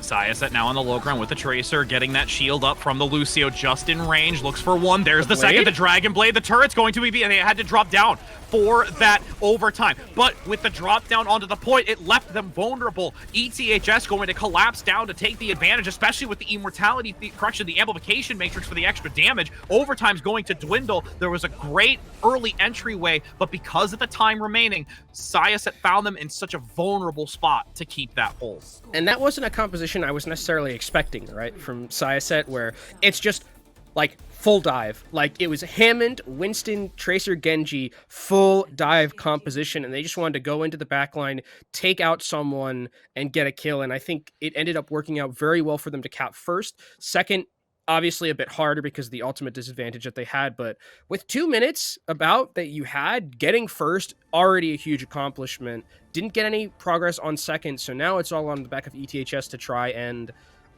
take first and then take a tick off of second point. But remember how we talked about, Rich, on King's Row, like, this is drawable, this is very drawable, extremely drawable for both of these teams, and ETHS only have about the same amount of time that Syosset had to work with. But it's that 1 tick on B. That's the differentiator here for ETHS to come out on top for the attack. But the defense side, we can take a look. Aqua going to adopt the Brigitte, which we did see later in this matchup from ETHS on the defensive side to slow the momentum. You've also got the Mei for slowing this momentum, and I like what Syosset is bringing into this to really hold against ETHS. The Brigitte is an interesting decision for me just because this composition from ETHS wants to play a little bit more away with the double shield, and Brigitte isn't really going to get any value in these enclosed fights. Maybe if the fight gets to point, that's where it can really start to make a difference. But really here, it's going to be on that Mei, waiting for a wall, see if anyone gets over aggressive, and there it is. Yep, and I feel that that's where that close engagement's going to be. The wall separating to try and dive in onto it, getting the stun, the crowd control. There is also a follow with the immortality field to make sure that everyone is healthy, and Syosset's going to clean that up quick. Yeah, that was really well played from Burley and the rest of Syosset, using that Mei wall perfectly. Immortality Field didn't even manage to really get anything done, and already 30 seconds have been taken off the clock, and ETHS are making some swaps in their composition. Bring out a Pharah. This is a very good decision. Remember, Guddug extremely good on Pharah in that first control map, and Syosset don't really have anything to deal with Pharahs here. No, they don't. And with this Junkrat in Mei, there's going to be a lot of attention to try. Oh, well, maybe not. Burley says otherwise to us. I mean, those icicles can be piercing, especially with a separation now when you've got Vince all alone attempting to flee the immortality field just behind the wall. And you can see Burley just looking for more. The concussion mine as well onto Guddug. Oh my goodness. You're getting Guddunked. Yeah, I mean, I was like, oh, yeah, there's not really anything that they have to deal with the Pharah in the sky, and he hits cam presence. Nope, just Mei Icicles or Junkrat Concussion Mines. Just throw them up there. Don't even worry about it. That Pharah's not going to get value against us, and only 30 seconds left for ETHS here. Syosset putting up a hell of a defense so far. Have a Blizzard to work with once the aggression comes in from ETHS, and they have to get someone to the point to touch quickly. And with this Blizzard available, it's the win condition and has more than enough time to wait this out until ETHS wants to take this fight. Hesitantly looking to try and peek the corner. Shield comes up to block that hook. Not going to get the early tick advantage as Tycon already takes down Gadug once again. No Pharah play, solely relying. The duplicate comes out onto the Brigitte for extra healing and support, but there's not going to be anyone left to really support at this moment. And the stagger onto Gadug, attempting to go to the Tracer. This is where Syosset's going to be able to prevail, managing to take away one map from ETHS, and this could be the moment to start swinging it back, gaining their momentum and allowing them to reverse this, starting to work their way towards that 4th map victory. But I mean, look at the staggers here. There is so much effort by ETHS, but there's no way you're outlasting a whole hog. Yeah, I mean, that was a great performance from Syosset Braves there, all things considered. Got some really good orange slices and Capri Sun, it looks like, at the halftime, coming back in, winning on their map pick, winning with their own style, with the dive, aggressive style that they seem to be extremely good at. This Genji from Tycon got a lot of value against the double shield with these Dragon Blades and the Nanos as well. I mean, this was the super duper Genji, right? The Genji buffed by Nano, buffed by Orisa Supercharger, and by the Valkyrie as well. So all things considered, I think from Syosset's perspective, you've adapted, you've played something that's your own style, and you're not playing at the pace of ETHS anymore. That's really what I want to be. That's really what I want to see from them. I mean, honestly, it just made me think when you said about all of those boosted things, it was like boom, boom, boom, boom, just this Genji growing like one after another, just like becoming this monster of just walking in with a blade and being just like, this blade is smaller than my body, my friend. But, you know, as we talked about it, we're seeing now this reverse, the Capri Sun, or in my case, sometimes high C pouches, for those that might have had the high C gatherings with your oranges between the halftime sports as a child. Capri Sun was better. It was. No, it was. It was. Capri it's Sun also was better. It's also better because you can freeze Capri Suns and make it like a slushie. Okay. Wait, hold on. We had this discussion before. How did you do that? Did anyone else in chat do that? Because this is the first time I've ever heard of people freezing Capri Suns. Like Go-Gurts, I understand, but Capri Sun, no. Never understood anything about freezing Capri Sun. You literally freeze it. You cut off the top. You take a spoon and you just swirl it around. I am trying to push you to try this in your adult age to do this. And for those of you at home that have not thought of that, all of you sitting there, don't go do it. Let's be honest. It's something that you should really try because it's amazing. But I mean, you gotta be honest. It's one of those things that's that's pretty awesome overall to have. Yeah. But as we go into this now, we're going to look to see our next map, which, as we said, is going to be Escort. And with Dorado, Junkertown, and Havana being at the ready for ETHS, I'm really curious to see exactly what we're going to have come out for this team. Yeah, this is another map where obviously double shield. I think this is it because of ETHS and their strength on the double shield composition. This definitely is a map that favors that, especially first point, where you can get a lot of those long sight lines and you can just move the cart forward, take space with your double shield comp. And this going on to Havana, we've seen some crazy Havana plays, let's be honest. When it came to, especially some Widowmaker selection, there was some serious highlights we've seen over the last, couple of months with it. And that would be really challenging to see going into a double shield, but it could be potentially an option. Again, if you look to dislodge and find really unique angles onto this. So there's an interesting position to take for ETHS as well if they want to going into this map.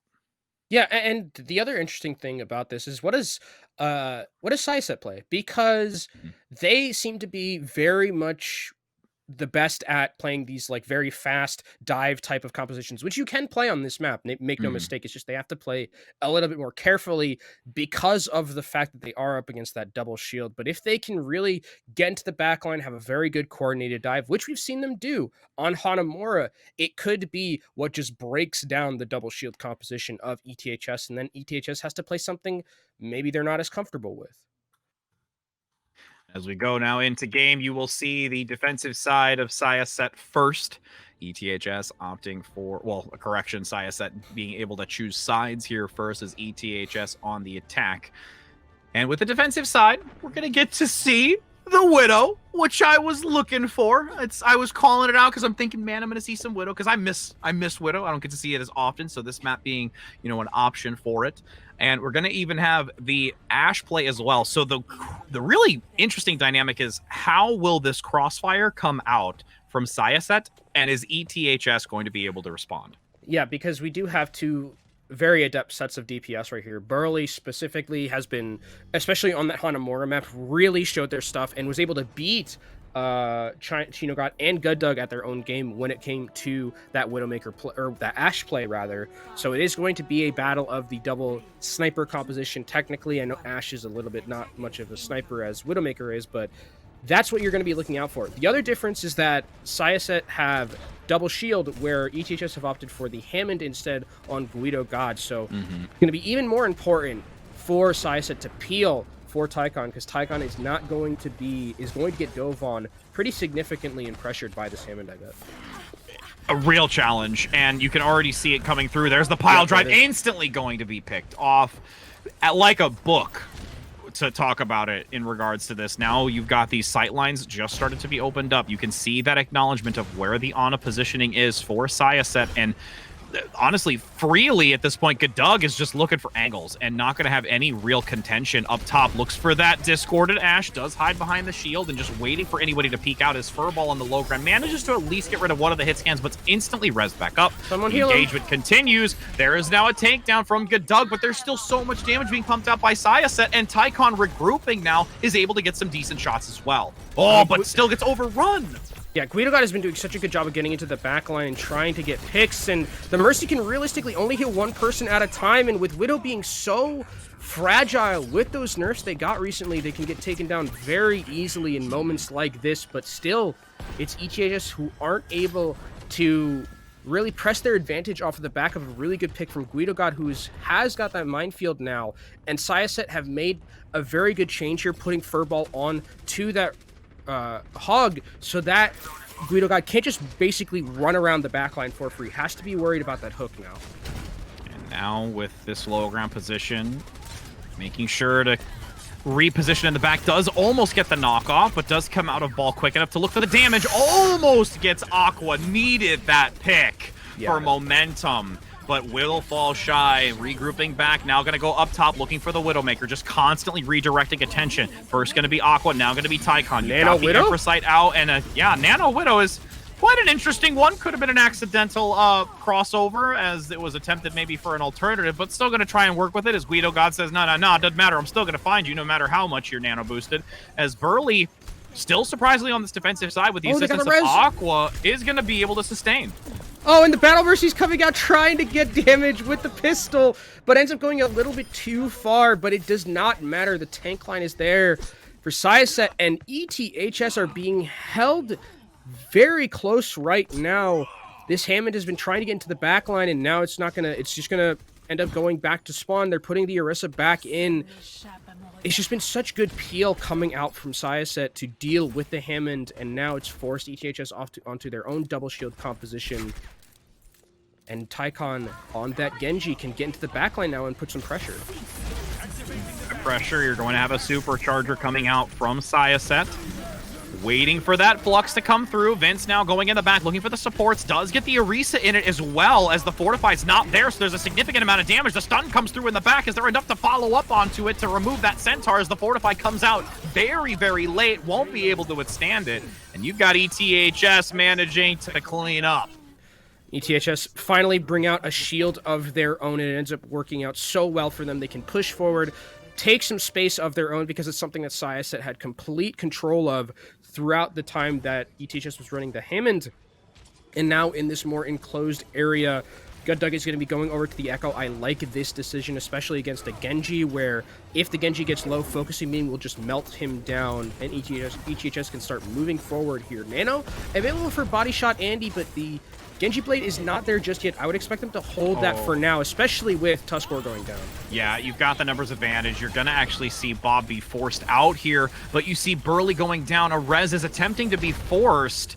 Doesn't get it. So now you've got serious numbers advantage for ETHS moving down into this to play it and press the attack, really. Yeah, that hold as well was phenomenal. Accretion takes out Furball. Furball extremely low. Has the shielding, though, but does not have the health necessary. And off the back of a single fight, ETHS is almost halfway through this distillery phase, and so Syosset's going to get one last recontest here. Tycon still not just at that Genji blade yet, but body shot Andy. He's got the nano. That could be the saving grace for Syosset here, but you have to look on the other side. There is a transcendence from Humegalol. And with that transcendence, you've got a supercharger thrown out first, and honestly, that's going to be more than enough. Dynamite comes in, you've got a beautiful Bionade underneath, so there is one pick for Furball, and a Dragon Blade comes through, but you're so low, you can't do anything as Tycon right now. And there's the late transcendence, 100% assuring that that payload will reach checkpoint, and now moving to the sunny beach side here of Hawaii. Especially with the nano not being there, that was really an unfortunate situation for that Dragon Blade. I mean, you are going to be switching, especially here. Genji likes a little bit more enclosed areas, and snipers like these more open areas like you see on third Havana. Gugdug sticking on the Echo, which is an interesting choice. I think it's just because you have Duplicate. We might see that swap after, but Duplicate against these double shield comps, you get another Sigma, that's another shield, and a lot of value. And you can see just going to constantly block that upper window for any sign of hit scan from Tycon or even Burley. A Flux comes through now, lifting up the supports. There is a fall onto the back line, but no real kill coming through just yet. Guido God, just by the skin of their teeth surviving, finally goes down by Tusker as a reverse Flux comes through by Furball. Rez also onto Tycon, so the numbers are getting back into this. Can't really seem to find any sightlines, though, because these shields are consistently being refreshed, and Syosset has to play back here. Oh, and there's actually a Flux from Gudug. Is he going to use it? Does not manage to use it. That would have been huge, but now can just get into backline, pump out damage along with Vince, and that Widowmaker's down. Oh, Gudug getting stunned, but yes, the Widow being out of this fight is going to put a lot of pressure onto Burley to get that extra damage, and you've got the Ash v Ash up top. Chino God so low, doesn't get hit by the dynamite, so will survive underneath. You've got a minute and 30 seconds. Halted at the Flux. Beautifully done. There is the Immortality field that needs to be handled. Does get taken down in time, and you are going to see both tanks fall. That's a reset now, and ETHS have to regroup. A lot of progression, though, from ETHS's sides, but a good defense and a valiant defense with Burley popping off at the very end with a 3K, and Syosset are able to hold and stop the bleeding. Unfortunately for them, they don't have a lot of ultimates to work with in this next fight. They have their support ultimates, which are going to be important in terms of stemming the bleeding and elongating the fight, but ETHS have a Transcendence, which kind of trumps both of those other ones, and Gudug is back on that sniper, on that Widowmaker, and you see Syosset, they don't have a Widowmaker of their own to match, and you need one, especially with these sightlines Gudug is taking. And you forced out the resurrection with 50 seconds to go. You'll get one last attempt, but the fact right now is if you get another pick, it's really going to stagger out the numbers and force a respawn, as you've got now Guido up front taking a lot of damage, getting low, but still manages to take out Tycon, needing some assistance. Healers are there with the Transcendence being forced out to keep the tanks alive. In this last 30 seconds, Burley goes down again. Gudug finds the sightline, looking for more, wants to find the Sigma with the Discord Orb to continue the damage as everyone funnels in, going to try and overrun this inner castle door. The respawn advantage is still in favor of Syosset, but won't be able to do too much here with this amplification matrix, even boosting the Bastion in the back, and Syosset overwhelmed in the final seconds. That was an interesting interesting round entirely from ETHS, where they bring out the Hammond. It doesn't end up working on their offense, and it looked like they very easily could have gotten full health rich. And then they go back to the double shield, and then they take maybe like 2 or 3 fights to win the entire map and finish with time. That was a good performance from ETHS, all things considered. A valiant defense attempt from Syosset as well, but with ETHS capping, it's actually incredibly important, because this is a map usually that we talk about like teams not even capping at all, right? Teams usually get, stop that first, stop that second, stop that third, are in a lot of these matches that we've seen. And for ETHS to finish on the map that they chose, this is their map pick, you have to remember that is a huge morale booster for them. And for Syosset, you're probably kicking yourselves a little bit because you played such a good defense at the start, but it just didn't end up coming to fruition for that full hold. And you have to play this again. You have to complete, not necessarily complete with time. That's like the good thing, is because we're on escort, you're all going to get a minute no matter what. But I mean, the other part of it is too, is just, I mean, when it comes to this type of defensive hold that we've seen from ETHS, that's still going to be a real challenge. And with how well Gadug has managed to play this Echo, it's so significant to try and just be able to shut that down. We're seeing here EPHS on this defense again, bringing out the Echo. I love that they're doing the close-up. I actually really think this is awesome because of the fact that you can pump in a lot of damage through these chokeholds. They didn't let the deflect from the Genji get a ton of value, and now you're just going to be taking time away from Syosset. You have some sustainability to work with as well, so this is a good decision already. Tycon goes in, is able to get a deflect kill. That's pretty huge. And with that deflect now, you've got a follow-up here as well from Burley. Even though there's this forward position, it's still, you know, getting at least some hesitation, already dropping off 30 seconds. There will be a full reset by ETHS, and this is a constant strategy that we see on this map, just because it gets a full set of reset. Yeah, you get at least another fight here. If you kind of just let them walk forward, there's always that chance that you take one fight and you lose in the first round of this, or the first half part of this map is over.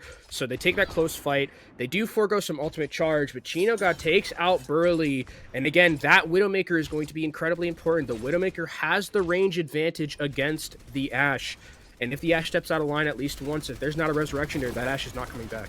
No, and with that Ashe being eliminated, it's only going to continuously allow movement forward by ETHS backward, with now, again, this little bit of damage boost on the Genji, getting some shurikens in, goes in for the dash, is still boosted, manages to get the deflect, but the sticky bombs take care of Furball because you're putting so much effort into this Genji play. Dragon Blade has to be big here, does get halted, instantly stunned, then shot down by ChinoGod. And you're going to hopefully gain some extra value from everyone remaining, but ETHS is actually holding this very well. Oh, but that's a beautiful Bionade into a Flux. And the Flux is also nano, so there's a ton of damage that's being done. Syosset managed to make it happen, and that Genji Blade, while it might have looked a little bit of a throw in some instances, you were able to force out Gravitic Flux, which was absolutely nuts because that blade wasn't even nanoed.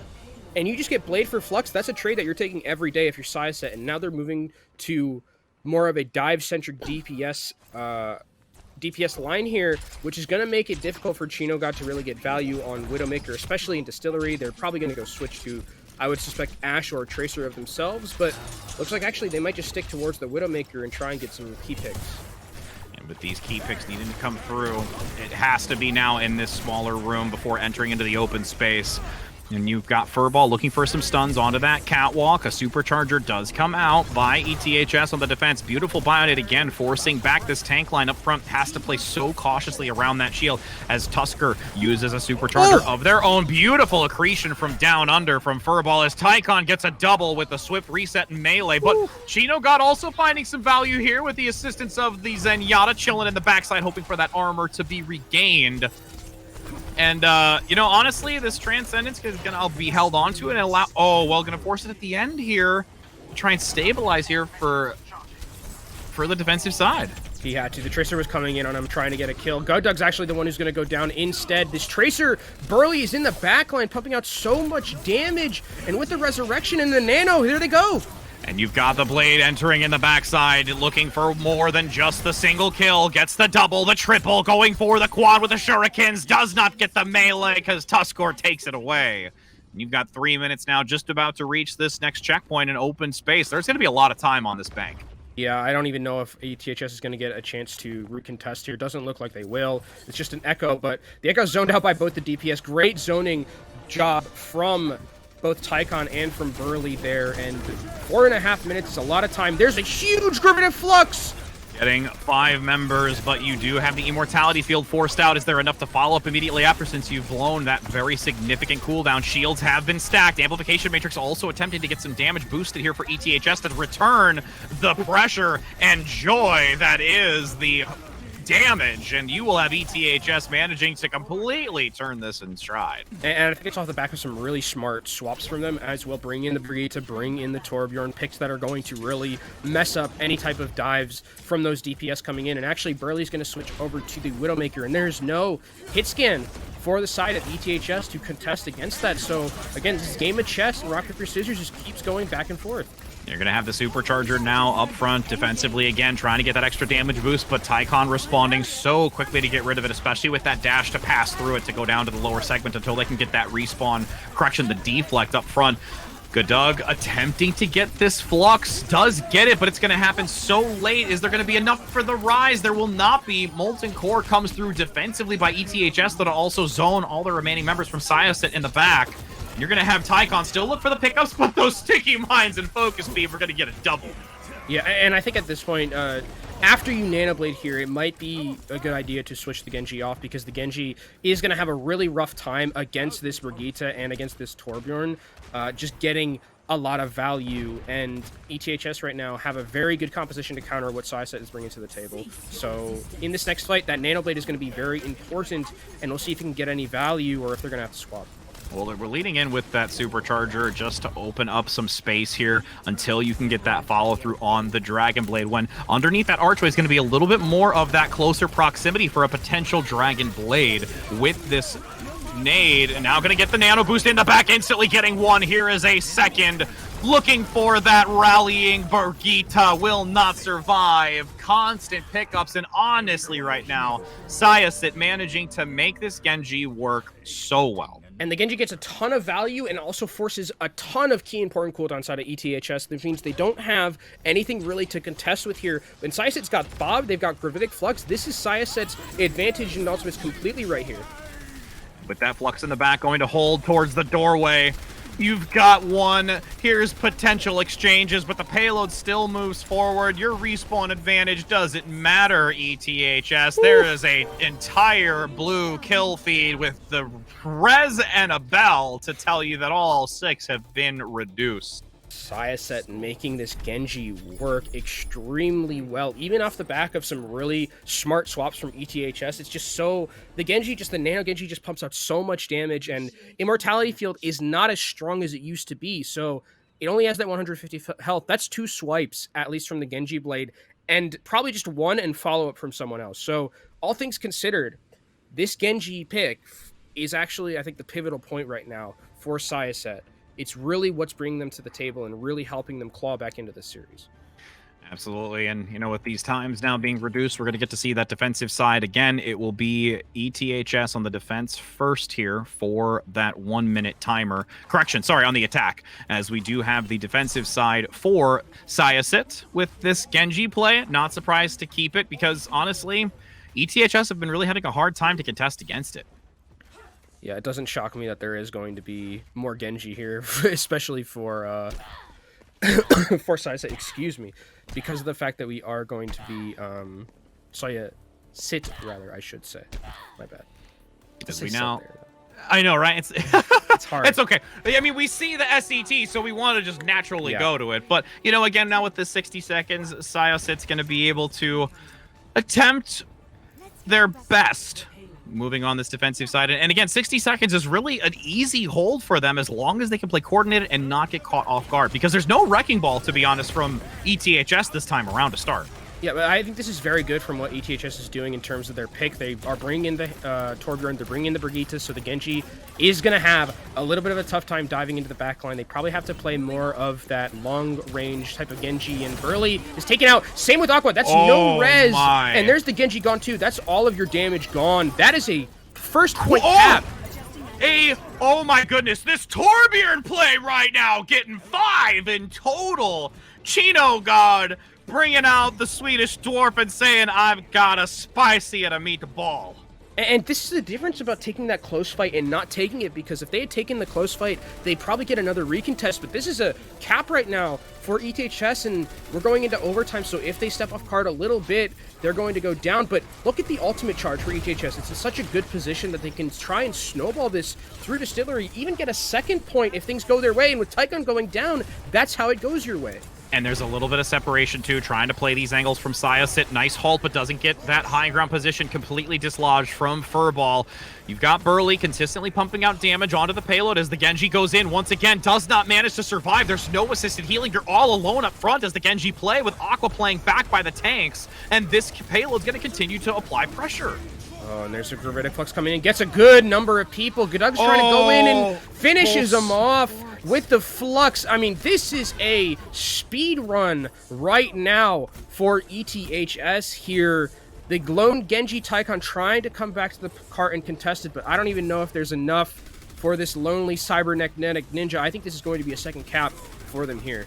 I mean, speedrun is a perfect way to describe it. They're looking to have a Havana speedrun high school Overwatch record right now, with that overtime continuing to last. And honestly, because it's been here this long, only a few seconds off the point will manage to stop it. And there's an amplification matrix and supercharger. A lot of damage amplification, and ETHS are just running through Syosset right now.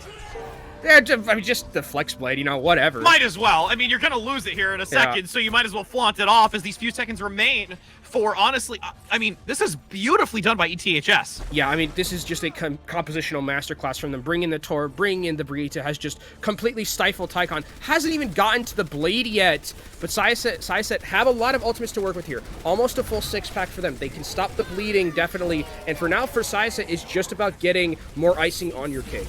And look at these strategic lava icing on top of this castle to prevent any high ground position. The Nano Blade needs to be big, but it's going to be able to give some assistance to the rest of Syosset to follow through. You've got the Flux, you've got the Valk, you've got the Supercharger, everything at your advantage at the end to finally reduce ETHS to rubble. But I still have to say, mind you, they may be rubble on that bridgeway, but that bridgeway being reached for 60 seconds is nuts. Yeah, I mean, that was another wallet smack right there from Syosset. But, like, all things considered, when we talk about that last round, is that ETHS had 1 minute. We have to remember that, first off. They take one fight to win first, one fight to win second, and then they get, like, halfway to third. That is nuts coming out from this team. And for Syosset, it's really... they're behind the 8 ball again, because this was a chance to break serve, beat ETHS on their own map pick. You would tie up the series 2-2, but you're asking a lot of this team to get all the way basically to the end of Havana with 2.5 minutes left. It obviously can be done because we've just seen ETHS do it, but ETHS has adapted so well to the Genji of Tycon that the Genji didn't get Blade until the end of their map, essentially. Yeah, and again, I think it was where Tycon also played a little bit too overzealous. Found themselves constantly assuming that there was going to be the pocket, was able to get the deflect to last long enough to be able to back out in time, but because of the damage coming in on the tank line, you had to have the Mercy focus there instead of the Tycon. But, like, even if you deflect and you, like, can get out of there, you have Brigitte. Brigitte's just going to shield bash you and you'll die with follow-up if the team is coordinated enough. And, again, I love this close setup here from ETHS. Just hold close, take as much time away from Syosset as possible. You don't want to just have one fight and lose the round like you did on your offense. Well, and you're going to notice, too, defensively by ETHS, they're playing a little bit of a different forward position underneath this archway in this small corridor, but unfortunately, this altered position up front is not going to help, and now this is where you could potentially have the snowball. That's a lot of ult charge here for Syosset. Yeah, that's kind of the give and take with this composition, is if you're with this close fight, is if you lose and you don't lose quickly enough, you're going to fork over a lot of ult charge over to the enemy team. But you do get at least time taken off the clock, and you get a second chance at a contest here at the very end. And if worse comes to worse, you force out some ultimates with Syosset. You're coming in not close to that many. You can maybe get the Blade and the Bob in this next fight, but we'll have to see what happens. Especially with Burley trying to play this high ground. It does get the pick onto Chino God, finding 3 ticks, but that focus beam will reduce the high ground position.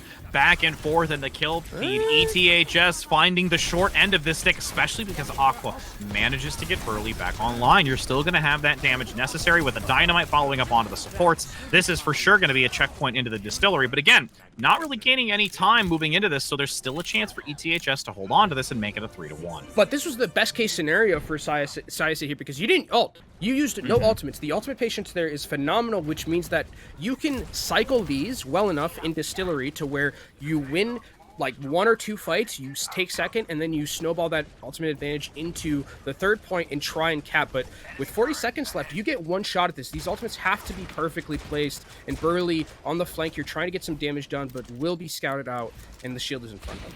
Couldn't find the marks just as much as we saw earlier on Chino God from that high ground position. Beautiful Dynamite, though, with Bob coming through. Tycon as well. And again, you're only doing what? A Bob, a Flux, and a Supercharger? You've still got 3. You still get 3. I think it might have been a little bit too much. I think because you probably want to keep those ultimates for when you go to third, because this is last fight here. There is going to be a possibility of a recontest because of how quickly they won that fight. And ETHS is here. They want to get back onto this point and recontest. Nano Blade, though, for Syosset. And now with that Dragon Blade entering, there's the Nano looking to try and hack and slash in the back. The Immortality Field is down, gets the support, finds the second. Tycon continuing to flourish, gets the third, looks for the quad, wants to light up that corner once again in blue. As, oh, don't lose to the Torbjorn. There you go. You had a mercy there to pocket you. You're good, Tycon. I mean, but Rich, look at how I'm very worried right now for Syosset. Very worried because they didn't necessarily rotate those ultimates as well as I would have liked, so now they don't have any, and they have to resort to something desperate like this Bastion pick from Tycon. The pirate ship comes back in full spades here, but you look at ETHS, so many ultimates. You have a Rally, you have a Supercharger, Gravitic Flux duplicate. I mean, this is going to be a very difficult fight to win if you're Syosset here with no ultimates in your bank whatsoever.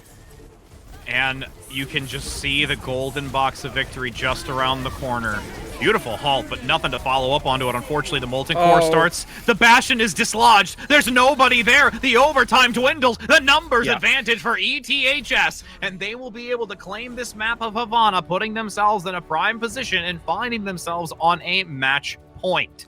Just too quick on the draw, I think, for their ultimates, realistically there. I mean, you use 3 ultimates in the first fight, 3 ultimates in the second fight. That's your entire bank, right? And then if you're ETHS, you're just playing with the clock. You know that if we continuously cycle our ultimates in an effective way, then we're going to be able to keep, or not cycle them, just be patient with them, because they know they just have to win one fight at the very end. The clock is continuously ticking. We just hold all 6 of our ultimates, and then we, again, smack them with the wallet. That's exactly what they do at the very end, and they're able to win and take a 3-1 lead, moving us over to match point. I mean, it's a good place to feel right now if you're ETHS, when you've already worked through, like we talked at the top of the broadcast, seed number 1. You're finding yourself going against seed number 2 and doing a very stellar job of it. And, you know, that rotation of ultimates towards the end and how they played it still, all in all, worked in their favor and are feeling very good going into this. But again, you can't count Syosset out because they were at least able to take a map away. They found a little bit of a stride. They've been in a good position. So again, we'll be able to see that next game after this break. But before we go on to the break, we want to leave you with, you know, some thoughtful words, my friends. We have to be so grateful for the Army National Guard to be an amazing sponsor for this. And you can start a career in exciting fields like science, communication, engineering, medicine, all of those. And, you know, while learning and earning money for the future of your education, get paid to learn skills in these high demand and rewarding professions, all while serving part-time for your local community, state, and nation. And to learn more about that while we're on this break, you can definitely go to be a citizen soldier by visiting nationalguard.com. And with those words, take a look at it, friends. We'll be back in just a moment. We'll see you very soon for this next map.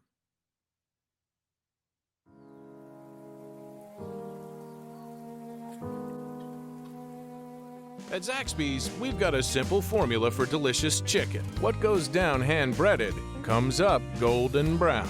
Try our world-famous chicken fingers on the Big Zax Snack or the Kickin' Chicken Sandwich. Only at Zaxby's. We return, friends, as we continue on for the evening, and you're probably thinking, my goodness, ETHS is performing so well to be taking down this number 1 and number 2 seed. I mean, you got to be honest, Kenobi, we've got some great players, we've got some great supporters, but we also have to talk a little bit about the tech, let's be honest. And one of the big ones that we're going to be supporting and sponsoring by that is Asus. ROG Tough is the official hardware sponsor of HSEL and Fall Major 2020, globally recognized as the number 1 gaming brand worldwide and used by elite school esports teams just like these individuals, Kenobi. I mean, you know, the holiday season's just around the corner. You might be looking to pick one up. I'm thinking about picking up some hardware myself. I mean, yeah, I'm definitely looking. I want a new monitor, and Asus is definitely what I've been looking at because I think their quality is out of this world. So definitely, if you like crisp, clear monitors, definitely pick up Asus and all of their hardware. Check it out. But we have to check out Rich map 5. I mean, honestly, you're on match set now for ETHS, and we are going to be seeing Oasis back to control. You saw ETHS play so well on the control map, and with this being now back in the rotation, Syosset have a lot to be put into this to try and turn it around. And especially because last time we saw Control Rich, it was rather convincing, I'd say, for Hmm. ETHS at the start, especially with Gudug on the Pharah, who made that work incredibly well on Lijiang Tower. And on Ruins, it can definitely get, or on Oasis rather, it can definitely get the same amount of value. So I am for Syosset a little bit worried, just a tad Mhm. worried for them because of how that previous control went. But I think that they can have shown that they're able to adapt. But the other thing is I think ETHS has also done the same because the way that they've been using these anti-dive heroes to deal with Tycon's Genji, I think has really been something that has been incredibly smart from them. And it was kind of pivotal, I think, in them winning that Havana map. Substantial. I would agree that it has really, changed the tides of it. And then the other thing too, more so for like factual history for those being curious of it, this map specifically is a really unique one, is that we actually see a high percentage, almost 80% worth of the team that wins the first control round of this takes the map itself just Mhm. because of statistical history. And I'm really curious to see, if that kind of holds true here for whichever team is going to take this first round between the two of them. And if ETHS can secure that, follow the statistic, they're going to be taking this grand final 4-1. 4-1 is the grand final that they're looking for right now, but don't count Syosset out just yet. They still might have some tricks up their sleeve. This is, again, their map choice. So they're going to have to, I mean, if they win this, they're going to have to play on the map choices of ETHS from here on out. But now they can maybe bring some momentum back into their camp with a win here because it is match point, like you mentioned, and they have to hold serve here to try and continue the series. Camp with chocolates and graham crackers and marshmallows, just to make sure that they can get some lovely s'mores going into these winter seasons. But as we take a look into this, we're actually going to be going to the library, friend, where we're going to university more so to be able to use that center, the halt in the middle potentially if we see the reset. Not going to as we take a look at the compositions, but here's that rush composition, and going to be seeing more of Reinhardt, especially after that increase in the hammer damage. Oh, and I like what Syosset's bringing out here. They bring out the Doomfist is always such a good pick on this map in particular because there are so many walls that you can punch people against and get that one shot potential. They also bring out the Zarya so you can pocket the Doomfist a little bit more. But if this Doomfist can get one pick at the start of this, that would be huge. Oh, and there's a huge follow-up. Does get one. The combination holds true, and still a lot of damage on Gudug, opening up this channel for Syosset to play aggressively on the point. Finds a flanking angle, but barely gets the shield up in time. Vince so vulnerable and overrun, and Furball already being able to use an Earth Shatter? I mean, you're feeling real good if you're Syosset. Yeah, that was a lot of fast ultimate charge from Furball there, and ETHS behind the 8-ball a little bit. Now they have a amplification matrix to work with moving forward, so they can take some space away from Syosset. They still just have to be worried about that Doom. Nice wall to come out. Micro Rocket's going to instantly remove Doomfist from the equation, but the Deadeye gets a double. Cannot get to your trigger fast enough when you've got Gudug in the back already having sight lines, as that's a side swap. Yeah, Gudug is just the better cowboy at high noon right there. Gets those 2 kills with the Deadeye, and now it's finally ETHS's turn to really move back and take space away from Syosset. Here, again, you're going to be looking at Tycon. Can Tycon get value out of these punches so far? Gravitic Flux is available for Tuskor. Saying yeehaw, going into that Space Jam, going to come through.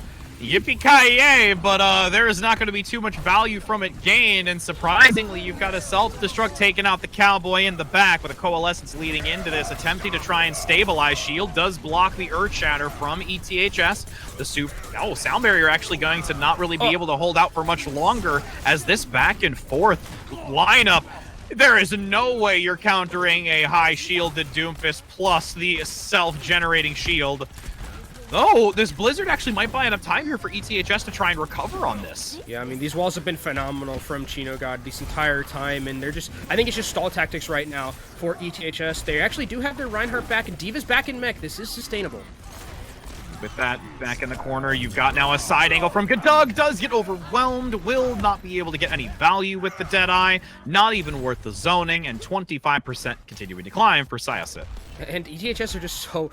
They have to be so worried about this Doomfist because any moment the fight could just completely devolve because of a Doomfist punch. And I think Syosset is playing very aggressively into that back line and making sure that this Doomfist is pocketed. 63% for ETHS, 40 and ticking for Syosset. Tuskor has another Graviton Surge for this next fight, and there's no support ultimates for ETHS to deal with it. Shatter comes through, getting 2, and you can see some great follow-up, and that extra hammer damage is definitely showing its worth on follow-ups like that. Does digress a little bit. Furball playing extremely well with the assistance of that Zarya to reset this. Oh, and I love this positioning here from Syosset. They're just moving forward, taking space away from ETHS here, and now finally, for ETHS, they can come back in. They have a sound barrier to work with against this Graviton Surge, but there's a sound barrier for Aqua that can negate it basically entirely.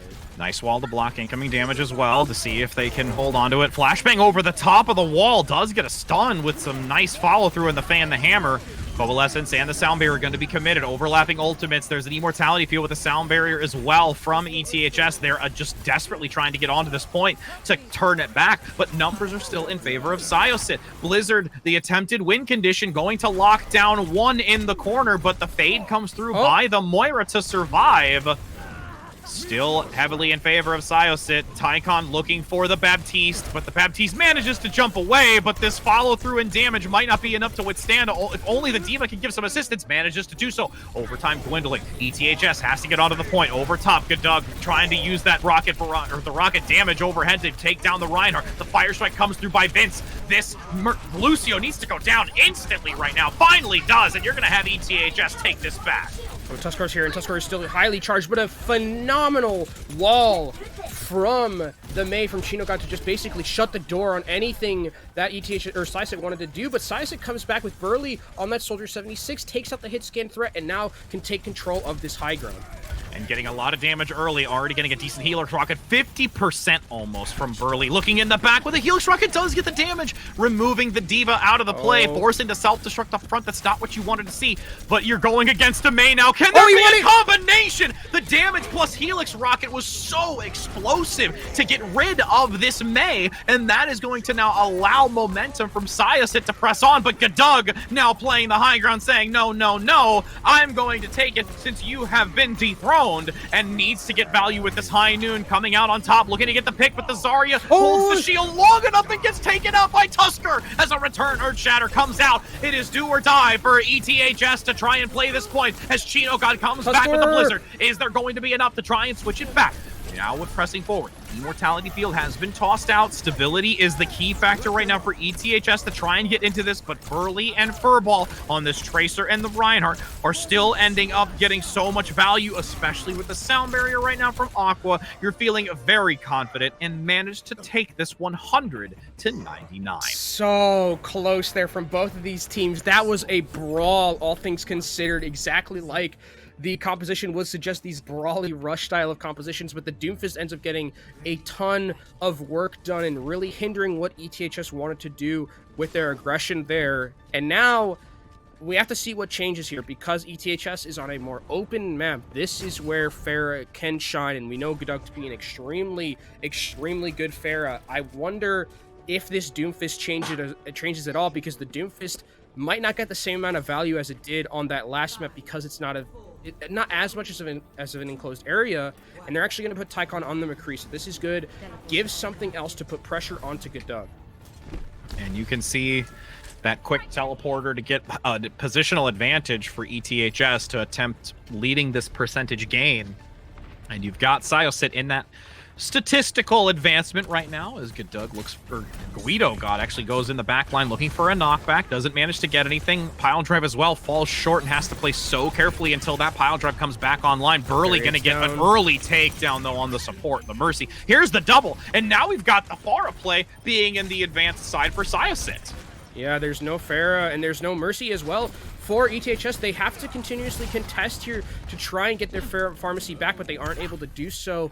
And it's Syosset who takes first advantage, Rich, and now they have all of the ability to play with their sightlines. Chinoga takes out Aqua. That is a big pick, because that means the Pharah has no pocket and has to play a little bit more safely here. And you can see Burley not being too aggressive in their position, playing amongst the architecture to try and reduce the damage and also sit near their second support. as ETHS now tries to dive onto the point, getting assistance from the Tracer. That hook comes through onto the Sigma, but a shield comes out instantly to try and prevent further damage from that shotgun. But the Immortality Field also forced out here by Syosset. There is a chance for a follow-up, but Burley, I was going to say, is just having such a stellar game right now. The res might be able to hold on to this for ETHS, but there's still decent percentage gain, and beautifully placed as well from the Wrecking Ball. But I mean, Furball is still getting kills, and this is actually still ticking up for Syosset here. They have to win this fight, and they have to win it soon. Oh, but the Immortality Field, you attempted to see the knockback coming out from Guido God on the Baptiste into a minefield, but couldn't get the kill. And you've just got, again, 55+%. Syosset is looking to want to take this to another map. Yeah, finally, though, ETHS are having their numbers back, still trying to get kills. They should be able to take control of this after this hog goes down. Nice accretion rock to save Gedug, because Gedug saw his life flash before his eyes right there. And it's finally ETHS who have control of this point. They've actually switched Burley off of the Tracer to, or off of the Pharah to a Tracer. I don't know if that's actually going to stick. They might go back and swap it back to the Pharah, because Burley's been having a phenomenal game on the Pharah so far. It looks like the Tracer is going to be staying. Gedug with that barrage ready and available to them. Tuskor does have the ability to block it with the shield and with the kinetic grasp, but Guido God's gonna go down here, actually. Yeah, very low. The Tracer is following and in hot pursuit will get the kill. And now you've got Vince with the Flux attempting to hold back since you've lost your tank, as the Rocket Barrage does get one, but Tycon on this side angle needs to be handled. The Valkyrie and Pulse Bomb, and you have the loss, like you said, with the Transcendence going to be so devastating right now for ETHS to hold on to this. And Tycon comes in with an attempt, but actually ETHS is managing to hold on to this despite the loss of the Transcendence. Variate was so clutch there. That resurrection onto the Zenyatta, if that Zenyatta doesn't come back in, I think Syosset wins that fight and probably win this map, and we go to a 6-1. But ETHS managed to hold on. Transcendence available to them. That's a huge, huge ultimate to have kept, because you look at Syosset, no ultimates in their bank besides the Tracer Pulse Bomb. It has to be off the back of this Pulse for Burley to do something to make sure that Syosset can win this next fight. And all the time, Gedug just farming up this damage. And Megalo goes down again. He had Trance. He died Trance again. That's a big loss right now for ETHS. Can they still sustain as they did last time? It is a tall task, but there is a lot of damage coming through by Gedug, who once again is being left alone up top. There needs to be some focus onto this. If they just do not allow Gedug to be handled on this Pharah, they could buy enough time for the Transcendence to get back into this fight, but you've lost the Mercy. Now Gedug is vulnerable. There is damage being pumped into the backside, even from the Tracer from Chino God, attempting to try and give some assistance, does manage to do so. Furball on the Wrecking Ball, 99 into the overtime. Rocket Barrage comes through, but it's going to be just too little, too late, as Tycon looks Chino for God. this Tracer needing to pick them off. Can't manage to do so, but the presence of the Wrecking Ball and Tycon still on this point is going to allow the contention for the overtime. Vince gonna go onto the Winston now to get that heavy mobility.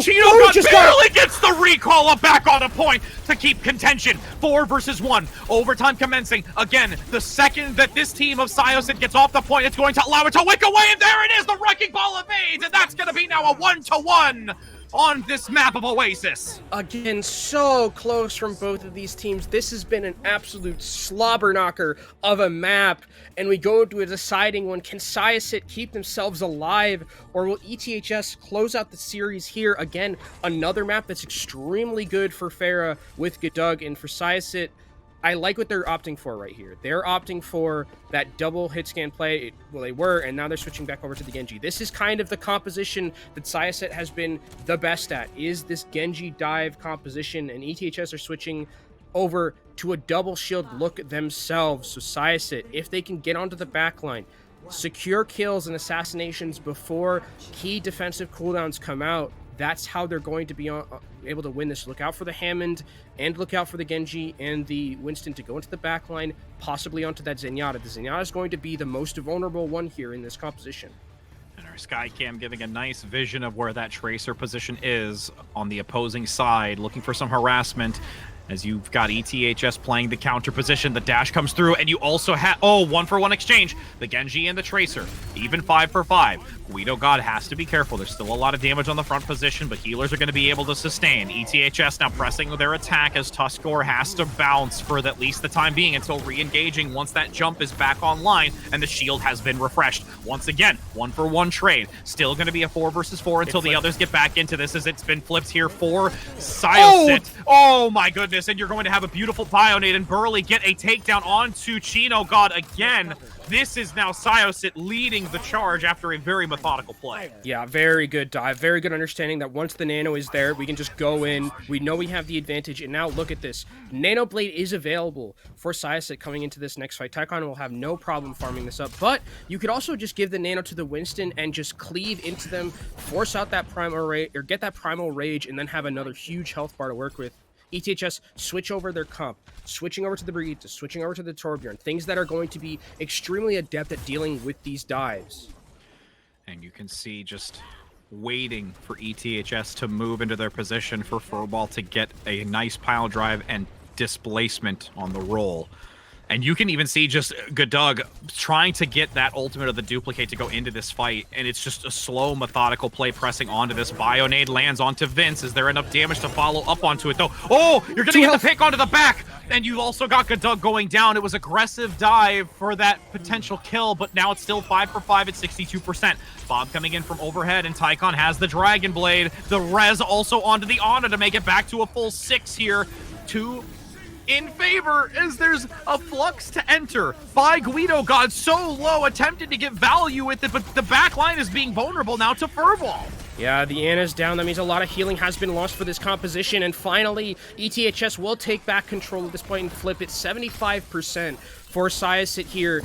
And again, this adaptation has worked wonders for ETHS, running more of an anti-dive setup with these heroes, but you look at Syosset, Nano Blade, available in this next fight. There are no defensive ultimates for ETHS here. They have to really get this Genji down before it gets any value. Oh, the slash up front, the shield is there, and there's the Nano shortly after. After there is no ability to stun, the Genji gets 2. Guido, oh my goodness, Gadug attempts the duplicate but can't find any value and is slept as well in the midst of Tycon reigning supreme right now.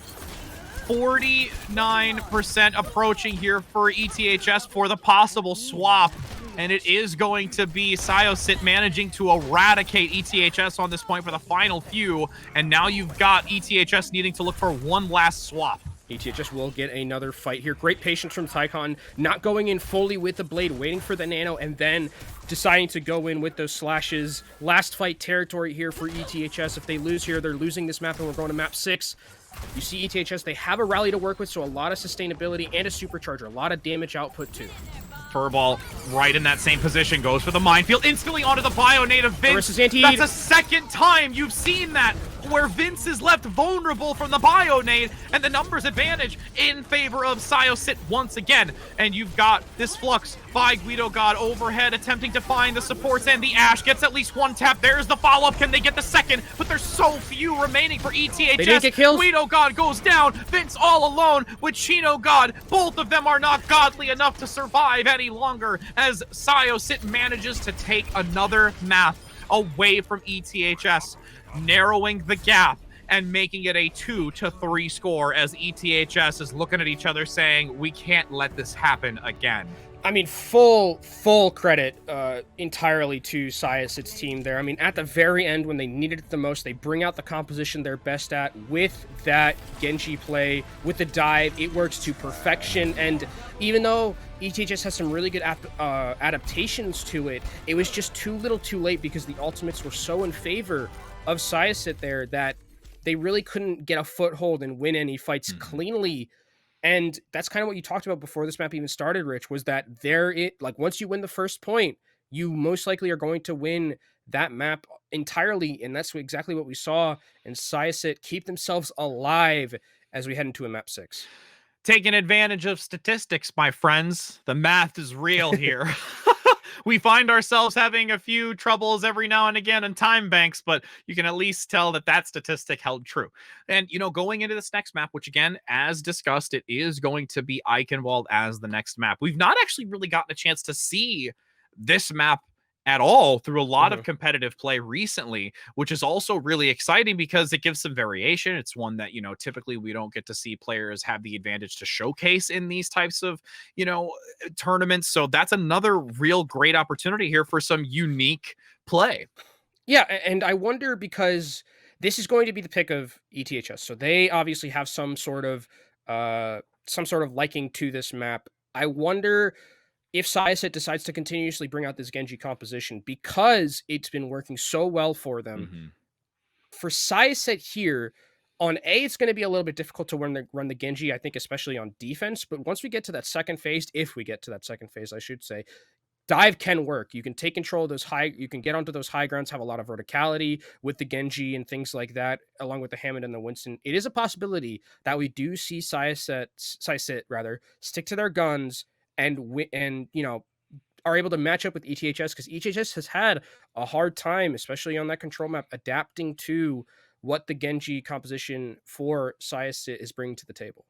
And it's actually kind of refreshing to hear you say that. Like, how do you respond against the Genji? Because we don't really get to see it that often, and it's working. So the gears are turning for ETHS and how they're going to combat it. I mean, there's been some variation for crowd controlling. You've brought the Brigitte out, which did help slightly on Havana, where it had, that opportunity of completely shutting down any sort of dive, which we've seen consistently by Tycon, going in for the dash, looking for some damage, popping the defensive with the deflect, and then jumping right back out with assistance of the supports. So if there's enough maybe to lock that down, that could be an opportunity, and again, to really maybe change this momentum. But Tycon is still playing this role as a Genji very, very well. Yeah, I think Tycon has actually adapted themselves in how to play, because I think when you look at Tycon and how they played on Havana, right, it was very much just like, oh, I can go in, I can play as aggressive as I want. No, you can't do that when the enemy team has Brigitte, Torbjorn, like anti-dive, heroes. You have to play a little bit more passively, and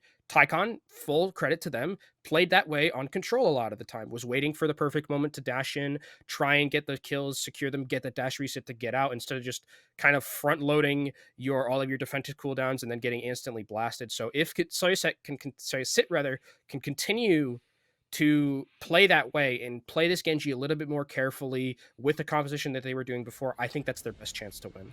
Well, and to build on top of that further, when you're discussing the ability of Tycon's advancement in their play, it's also because on the control map there was a lot of that dive with the Winston and that harassment, even having the tracer. So it was really drawing attention away in multiple different directions, allowing Tycon to have a little bit more freedom as well to wait and just look for those vital moments that allow the execution to follow through. But as we enter onto this map of Eichenwald, you're going to see defensively here, Syosset will be coming out first on the defense with the Junkrat, which we've seen already and has been able to gain some decent value. Especially on this map where there's really only one entryway is through the front, and you have to go through Junkrat. You have to go through a lot of spam. So this is a spam comp, all things considered, for Syosset's team. Now, ETHS, you see them, they're hovering Brigitte and Torbjorn. That tells me that they're thinking there's going to be Genji on the other side. Once they see that there isn't, I would expect this to change into something else so they can match a little bit of the shield breaking and damage potential that's coming in from Syosset's composition. A little bit of aggressive play there with the Dynamite trying to get some early charge. And with this Torbjorn now coming out, just peeking the corner, acknowledged by Syosset, playing just around that middle pillar, as a nice halt comes through with a Dynamite. But, I mean, honestly, there's still some great usage of the Immortality field for ETHS to stabilize at this point, making sure that they are healthy going into this re-engagement. But there's just so much damage, you can barely survive through all of it. Yeah, there isn't enough healing, and these halts have been phenomenal so far from Tuskor, and everyone on ETHS is going to get melted here. Just trying to get some kills on the way out. They do manage to take out Tycon, but there is resurrection, so Tycon's going to be alive for this next fight, and I think you have to switch Brigitte off right now. Brigitte is not going to get value right here against this composition. Torbjorn can stay because you offer more of the shield breaking with the turret moving forward, but Brigitte, I think, needs to swap, because it's just you don't have the AoE ability to AoE heal, because Syosset's going to be always hitting at you from afar. And speaking about hitting from afar, this Riptire right now is looking to hit many from very far. Just waiting for that opportunity, and with how well these halts have been, if there is a coordinated play, which we're going to see an early pick come out, but can there be a great pickup? Does get one. The Baptiste specifically no longer having that immortality field if this fight continues to extend. The res brings back body shot for this continuous hold defensively by Syosset, and manages to once again prevail. Syosset continuing to hold defensively extremely well here, and Variet's actually going to go onto the Mercy, give the pocket to the Pharah. Finally, the Brigitte is going to go after 2 minutes and bring in the Baptiste. A lot more healing output now for ETH's composition, excuse me, which you need, because look at all the spam that they have, and look at all the ultimates that they have as well, Rich. 5 in their bank coming into this next fight. ETHS have to make some sort of economy push here and get out some key ultimates. Gadug finds a decent maneuver with that rocket to displace the Ash, but doesn't get the kill necessary, and Burley's going to get the double. That pick would have been critical to go into this, but will fall short. A little bit of an unfortunate situation for Syosset here is where we've seen this before, actually, in a couple of the maps that they played, especially on Havana, where they use too much to win a fight. And I think there is one of those cases where now they don't have anything to work with, and ETHS are coming in. They have key ultimates. They have a duplicate that can go directly onto the Sigma. They also have a barrage upcoming and a supercharger. So the ultimate advantage is extremely in the favor of ETHS here. But if they don't win now, with only a minute left, I don't think they can take this first point. No, it's such a tall task ahead of them with this amount of time. The duplication comes out now for Chino God onto that Sigma play to get that flux quickly. Needs to get just a couple more double taps with that auto to make sure that they can get this ultimate online. There it is, entering into this underneath the passage. Manages to get the lift. There's Chino God with a double. Triple with the flux as the Rockets reign true for another. That will be the objective claim, transitioning into the payload phase as the bell of a full 6 rings in the background. And ETHS can take a deep, relieved breath right now, because that was a very hard first point for them to cap. They're switching Gadug onto something different. Moving to the Ash, definitely a good decision here, because in these very open areas, Fair's going to have a little bit of a rough time against the hit scan of Syosset here. And with Tygon going down, ETHS can move forward a little bit and try and take away this high ground. I mean, look at how aggressive you've got ETHS playing on this defensive side to try and recover here.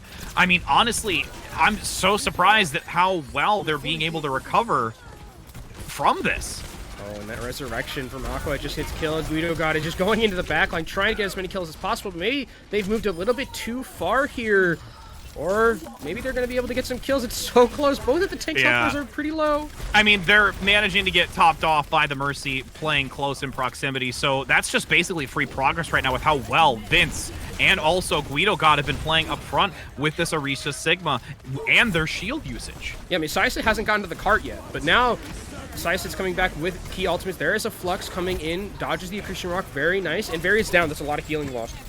With that healing absent, it puts so much pressure onto the Baptiste. Burley now gets a triple. Bob comes out for some assistance, saying, I'm going to get some friends as well, and we'll be able to finally hold ETHS. A lot of free cart progress, though, for ETHS that realistically they took by the positioning that they had. Syosset keeping key ultimates for this next fight, which is really important. You have a supercharger, you have a Junkrat Riptire, ultimates that are going to be key in winning this next fight. And if you're ETHS here, you don't want to throw all of your ultimates into this fight unless you think you can win it, because you don't have another rotation left. A minute and 30 seconds. These are the last couple of these ultimates you're going to be getting. Oh, interesting position coming up by the Sigma play, getting very aggressive, barely skirts by. Oh, but you're not getting out of that sight line, Chino God.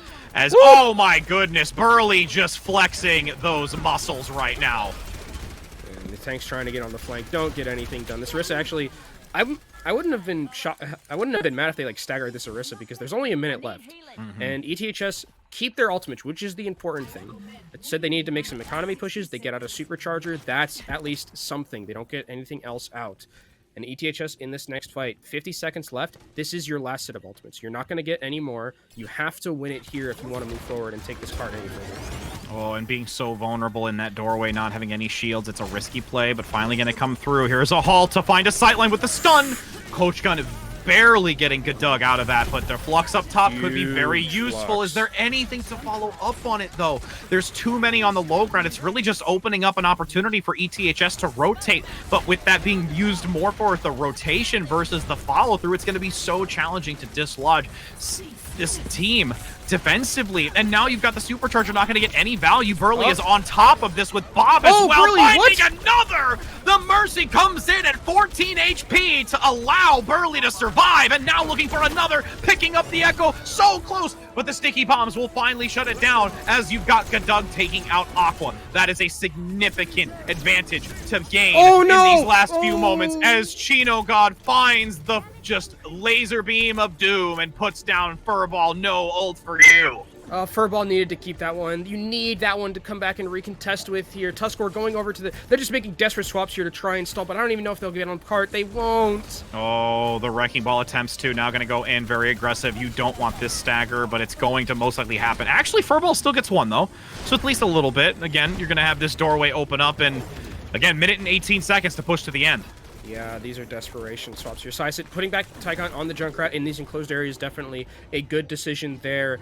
Furball going over to the Sigma. I wouldn't be shocked if Tuskor switches off the Zarya and goes to something like that Orisa, but actually going to be sticking on it. So the Zarya coming in, the double off-tank setup here for Syosset. We haven't seen it in a very long time.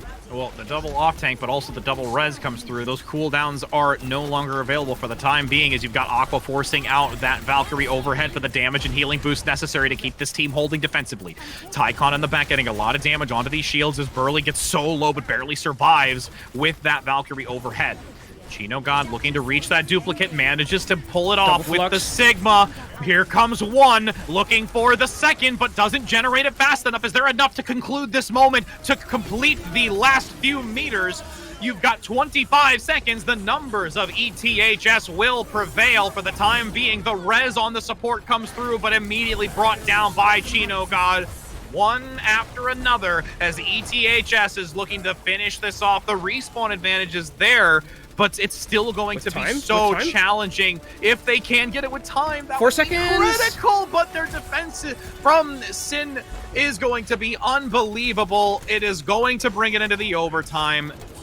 Well, you know, there actually is a decent opportunity to maybe hold this. Mortality field. Burley goes down, though. Another dynamite. They're trying to make something happen. There's the Griddick Flux. Can they make something happen? There's a lot of members down. They take Guido God down. And the supports are now coming back. You've got Lucio continuing to round the center. That res is going to come through. No boop is available to knock it back, so it allows Guido God to stay. There's at least a sleep in the back onto Chino God, but the numbers are still there. 0.27 meters to go, as this is going to be a relentless fight for the defensive side to attempt to keep this going. The spin to win won't last any longer, as that's a completion here for ETHS. ETHS probably wiping their brow a little bit right there after that map of Icon. Well, that was a long, hard-fought map, and they finish without time. So the key thing here is if Syosset can finish this map with more than a minute, the best ETHS can get is a draw.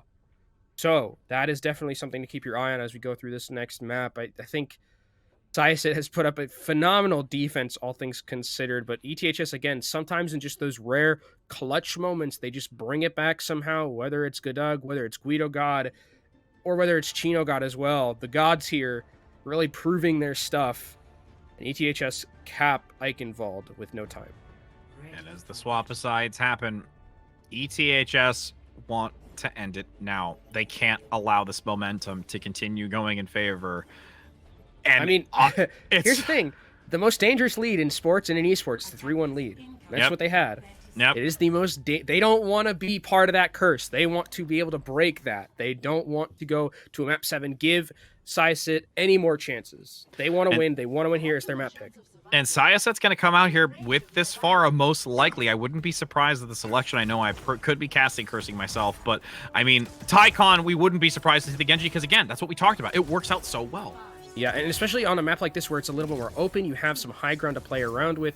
I think it's a really good decision for Syosset to bring it out here. And I like the Pharah as well, but the Pharah's going to have to be a little bit careful because against an Echo and an Ashe, that is a lot of pressure onto a Pharah, but at the same time, that's a lot of pressure you're not putting on the Genji. Up front, you've got Guido gone, already forcing out the kinetic grass, looking for a stun onto the halt. Doesn't get the pick onto the Ana, which would have been very vital for this initial hold. But the focusing beam onto Tycon is still a worthwhile gain. Yeah, definitely, and I think this is going to have to be Syosset retreating, especially with the Ana going down. And now if you're ETHS, I think this is a good idea. Just try and press your advantage. Don't press too far, though. You don't want to get any staggered members out because your respawns are so far away.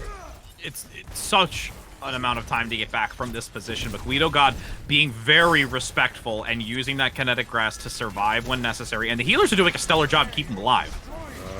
Nate comes out just in time to save Tuskor, and now Burley actually goes down to their own rocket. Definitely hate to see that. That's not, I don't think, in a rental position either. Oh, the res is going to be forced out for it, too. If there could be another critical pick right now, that's going to just continue to run the clock for ETHS to make sure that they are in a prime position to continue. And they've got the Valkyrie going to be forced out to survive through it.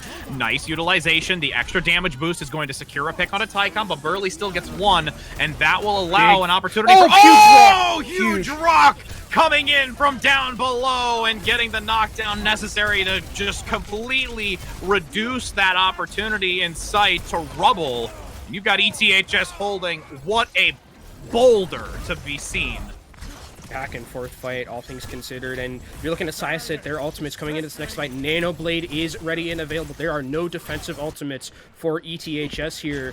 Your best bet is maybe you duplicate something like a Sigma. Try and use that Gravitic Flux of your own to negate the damage of that Genji Blade. But Chino God goes down. There's no res. Oh, there is the res, managing to get it up just in time. It came off cooldown from not too long ago as the Dragon Blade comes out. Is there enough to actually prevent it from getting serious value? He didn't get there it is! Oh, Gatug gets the knockdown and takes the blade away. But with Furball rounding the corner, attempting to get the pick onto Gatug. Gatug is literally just hiding up top, looking for a health back or some kind of assistance as the duplicate blade attempts to dive in the back and finds no value. Slept on the front. The shielding is there, but it's not going to be able to hold on. Tycon now finds the kill, and you can see ETHS falling apart here, but needs to play careful. Yeah, they can play carefully. They can just move it back to point. They're using Gravitic Flux here. That's a big one. It gets at least the Sigma. And it has the halt to help out to make sure that there is potentially others in suit, but the kill onto Furball is significant. Now a return halt. The res comes out by Aqua. Necessary to keep Syosset into this fight, especially with the Supercharger Tycon. and also the Valkyrie. Is you've got Tycon being picked off again by the support. This cannot continue to happen. You've got Guido Doggo getting a amazing concretion, a follow-up by Gatug.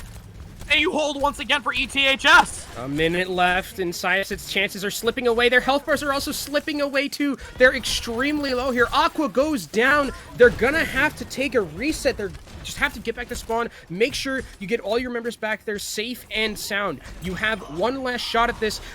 Tycon going down is huge. You have to res that, or you have to just wait for one last push with a Nano Blade. That is your only win condition here coming into this next fight. Yeah, they're gonna have to wait. They can't risk forcing out the res there. They need it for this next fight if something happens like that once again. But there is the Dragon Blade and the Nano Boost. Bob is also an additional member for this team.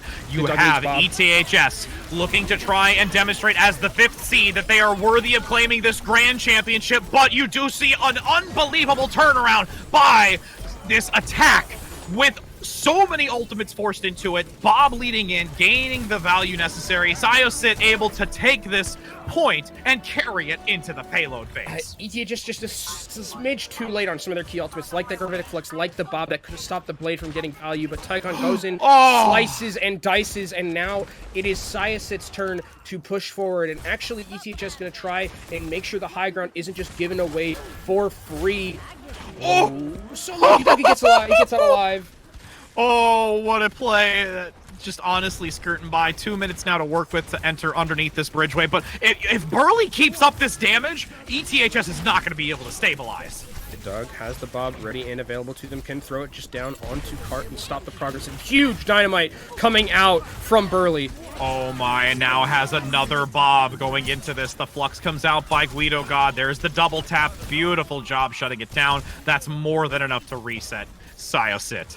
ETHS can stop the bleeding a little bit, and they have ultimates to work with in spades coming into this next fight. 5 of them in the bank, where Syosset only have the Bob really to work with, and Syosset's switching up their composition, going to the dive composition that's really brought them this far. Genji close to the blade for Tycon, not close to the Nano just yet. Oh, beautiful knockdown. What a play.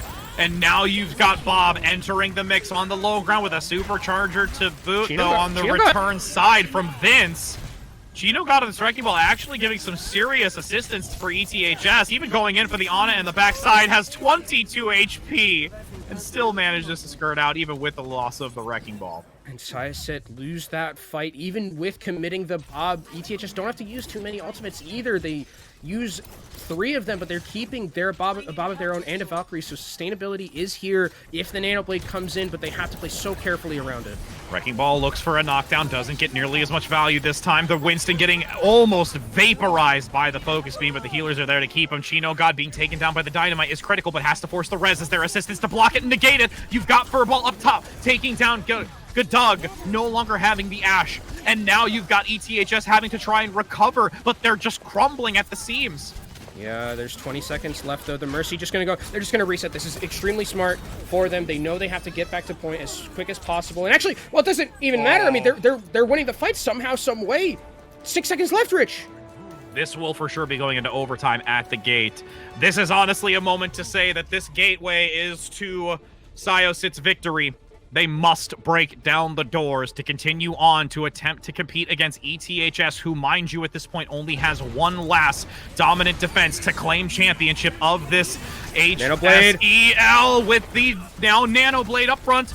Needs to try and snowball this, does get a pick onto 2. There's the follow-up, the Primal Rage as well, gets another. This is going to allow Syosset to hit the doors, break it down, and keep their Grand Champions position still alive. But I wonder again, Rich, was that too many ultimates? They used 5 of them, and with only a minute left, they're not going to get that much of another rotation unless they farm these ultimates extremely quickly, and Tycon's actually going to switch over to something else. You need to continue to make picks like that. You need to get picks onto Doug, take space without using ultimates. Tycon, I think, switches over to the Junkrat here, but they're actually still deciding, or they're back in the fight. I don't know.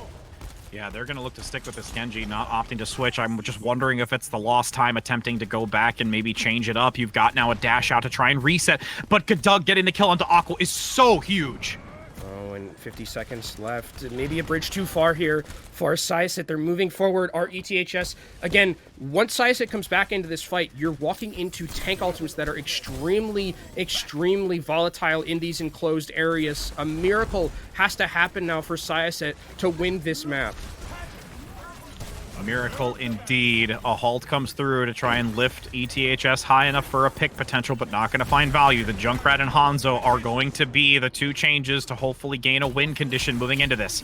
Valkyrie and Nano Boost are the only support ultimates needed, but you've got a flux coming out by Guido. Is there a follow-up immediately after? There is some great defensive usage, especially now with Aqua forcing out the Valkyrie, but if there is no one able to get rid of those supports, they're going to survive, but Good Doug takes down Burley. You've got now Furball falling. The numbers dwindle. ETHS, as the 5th seed, is working their way to the grand finals and now going to claim victory against the number 2 seed and beating the number 1 in semis. You've got ETHS claiming victory and claiming the championship title for this HSEL Overwatch Fall Championship. Not only do you beat ETHS, or not only does ETHS beat the number 1 seed, like you said, they beat the number 2 seed. Winning this championship from a 5th seed position off the back of beating 2 of the best teams in this tournament, you cannot ask for a better road to a tournament than what you've done if you're ETHS. Huge congratulations to them with a big 4-2 victory in our grand finals, and they will be your champions. I mean, what a day. I mean, you have to give major credit, though, to Syosset, because they really put up a fight. But yes, ultimately, you've got ETHS managing to take this win, solidifying themselves in the end of 2020 that they are the high school league champions for Overwatch, and it is definitely a sight to see.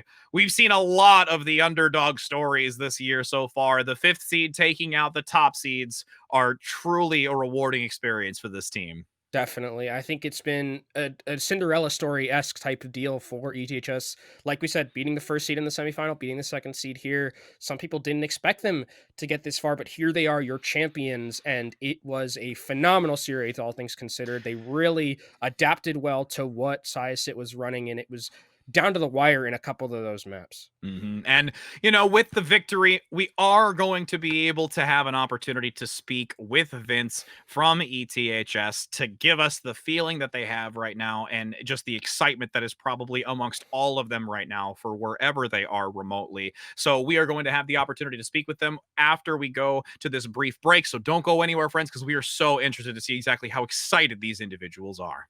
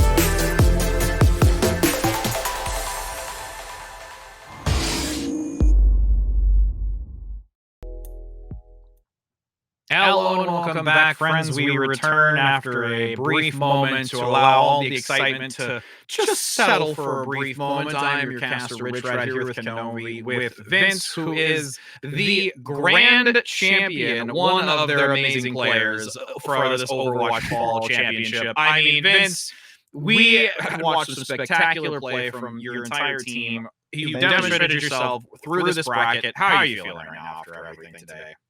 I know a lot of people say this, but honestly, I'm quite speechless. It was, I don't know. We came out really hyped. We came out prepared, focused. We got excited. We stayed modest. We got calmer again, and we just played our game. We played what we know. Yeah. So just talk to me a little bit about the calm situation. Who's the one who kind of like, in terms of you're talking about how you are getting hyphy and then cooling down. Who's the one who cools the team down in those types of situations? Is it you because you're the captain, or do you have someone else on your team who's really just that calming presence that kind of brings you back down to earth? Honestly, although I have the title as captain, I think we all really level each other. And I know that might sound cliche or whatever, but I think Chino God for starters. He knows how to get our team hype. But then Humegalul and Guido God, they're really good at keeping us leveled and not over the edge. Mm-hmm. I mean, honestly, for how you all played today, I mean, we could just see the level of excitement. There were some moments where we were, thinking that Syosset was going to be able to kind of take it back. So, I mean, those moments were definitely, where you needed those individuals such as yourself and amongst each other to bring it to the next level. And, talking about the next level dynamic of it even, what are your plans as individuals moving on, through college plans and just in your, Overwatch career dynamic as well? Well, I know we're all really big on esports, and I'm pretty sure we're all going to separate colleges or planning on. But I know that I'm almost certain every single one of us will definitely be looking forward for some type of, even if it's not Overwatch, Valor, anything. I know we're all going to be still wanting and trying to get more of that esports experience, whether it's with college or if it's with other teams, anything. Mm-hmm. I mean, I think that's fantastic that you guys are all going to continue your esports careers. That's really awesome to see, especially coming out of high school and going into college. That's wonderful. To bring it back to the game a little bit, you guys seem to struggle a bit when they brought out the dive composition, with the Hammond, the Genji, the Winston. Was that something you were expecting at all from Syosset? And then how was it you're thinking of adapting as you guys were playing? Because you did beat it. Honestly, we were not expecting that at all. We've done scrimmages, we've done other matches throughout the league, and I don't think one team pulled that out. So that definitely got us by surprise, and it obviously took a lot to, adjust to it. But I think once we just started focusing harder on the same target at once, I think that's when we truly started overcoming they're really it's a good comp that they ran. And by one target you mean Tycon, right? Like just specifically, right? Well, okay. Well, whenever he would dash into us, yes, it was just Yeah. pull right on the ground. Everyone focus him in that second. Shield bash, just every Exactly, cooldown yeah. we have. Yeah, okay, Yeah, right. yeah, Okay. That makes sense. I mean, through and through to see yourselves, moving through the bracket. Now looking at it as being placed in this 5th seed and coming out on top, taking on the 1st, the 2nd, 3rd, the 4th.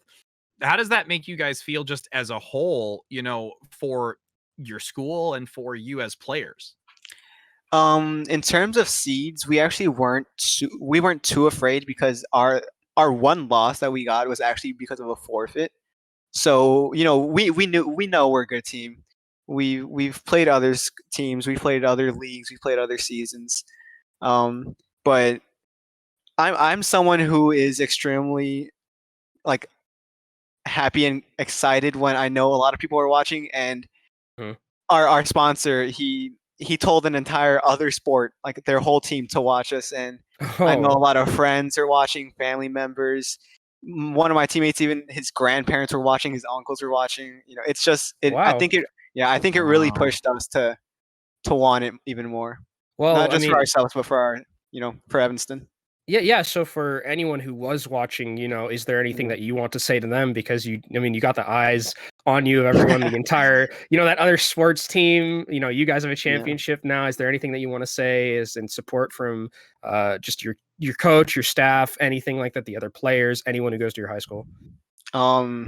Extremely thankful for Andy Miner. He's our sponsor. He does everything he can to help us. Before COVID and everything, he gave us an entire section of the school pretty much to VOD review, strats, anything. Literally everyone who came to support us, it's a huge thanks to you guys. I know for me specifically, that really pushes me, and that really it really makes me want to win even more. So just thank you to everyone who decided to tune in, even if you were clueless about esports, Overwatch, who we were. Just the fact that you came out and watched, it helped a lot. Thank you. Well, I mean, we can honestly say for those who champion you, you've shown that you are true champions, my friend. And honestly, congratulations to you, to your team, Thank and you, all thank of you. those who have, bolstered your morale to get to this position. And we cannot wait to see what the future holds for you in the future, and all of your endeavors to those that also are, alongside you in this game. So thank you so very much for your time and your words. And Thank you, guys. I hope you get a great celebration tonight. Just get to relax and just let it all out. One last thing. Your team needs to buy you steak or something, because you're in Orissa jail, but you're hitting so many nasty halts that it's unreal. Actually, yes. They need to thank you because every time I saw a halt, I was just like, oh, that's 3 people. Oh, their team is dead. It's incredible. You guys are really well coordinated, and I think because you're playing Orissa, your team needs to help you out a little bit. Give you a nice steak dinner. Hey, I mean, I'll take it if they're listening right now. Hey, I'm all for it, guys. You got to clip this segment and send it to them. So I mean, I'm an Orisa one trick, so I was just proud. Thank you. Yeah, no, it was crazy. I promise you, my voice is not how it normally is. I screamed way too much when we won. It's okay. Now you can let your vocals rest and your hands just kind of relax and let the warmth just kind of just fill you all to let you know that you took the championship. And thank you so very much, my friend. Thank you, guys. And we wish you a wonderful night and a amazing rest of your year to all of you. Thank you. You guys too. Thank you Appreciate so much, it. my friend. Congratulations. Thank you. Thank you.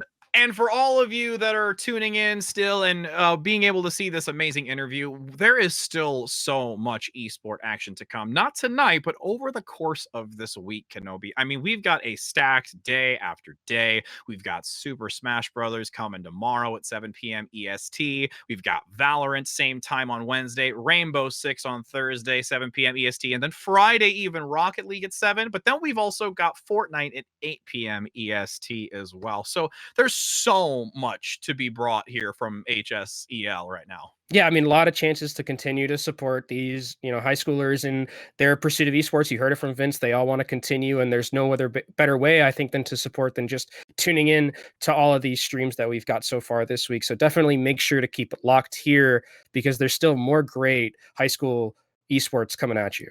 And again, with HSEL this winter, you can also find yourself competing in the High School Esports League Winter Challenge, a brand new leaderboard style of tournament open to all high school students. So if you're watching and feel you want to be a part of it, you can. Because if you're interested and you want to give it a try, don't wait. You can even play Rocket League and Fortnite for free by visiting hsel.org/winter-challenge. So there's that link for you to go to. Type it in quick if you want to show off your skills and be able to compete in this winter challenge. You should definitely do so. But as that is for us, Kenobi, we have reached the end of our broadcast, and it's always a stellar opportunity to be bringing the action, especially in Grand Championships just like this, my friend. It was a lot of fun. Thank you very much to ETHS and to Syosset, who had a really great grand final to bring us. Those 6 maps were all really phenomenal, and I mean, again, stay here on this channel,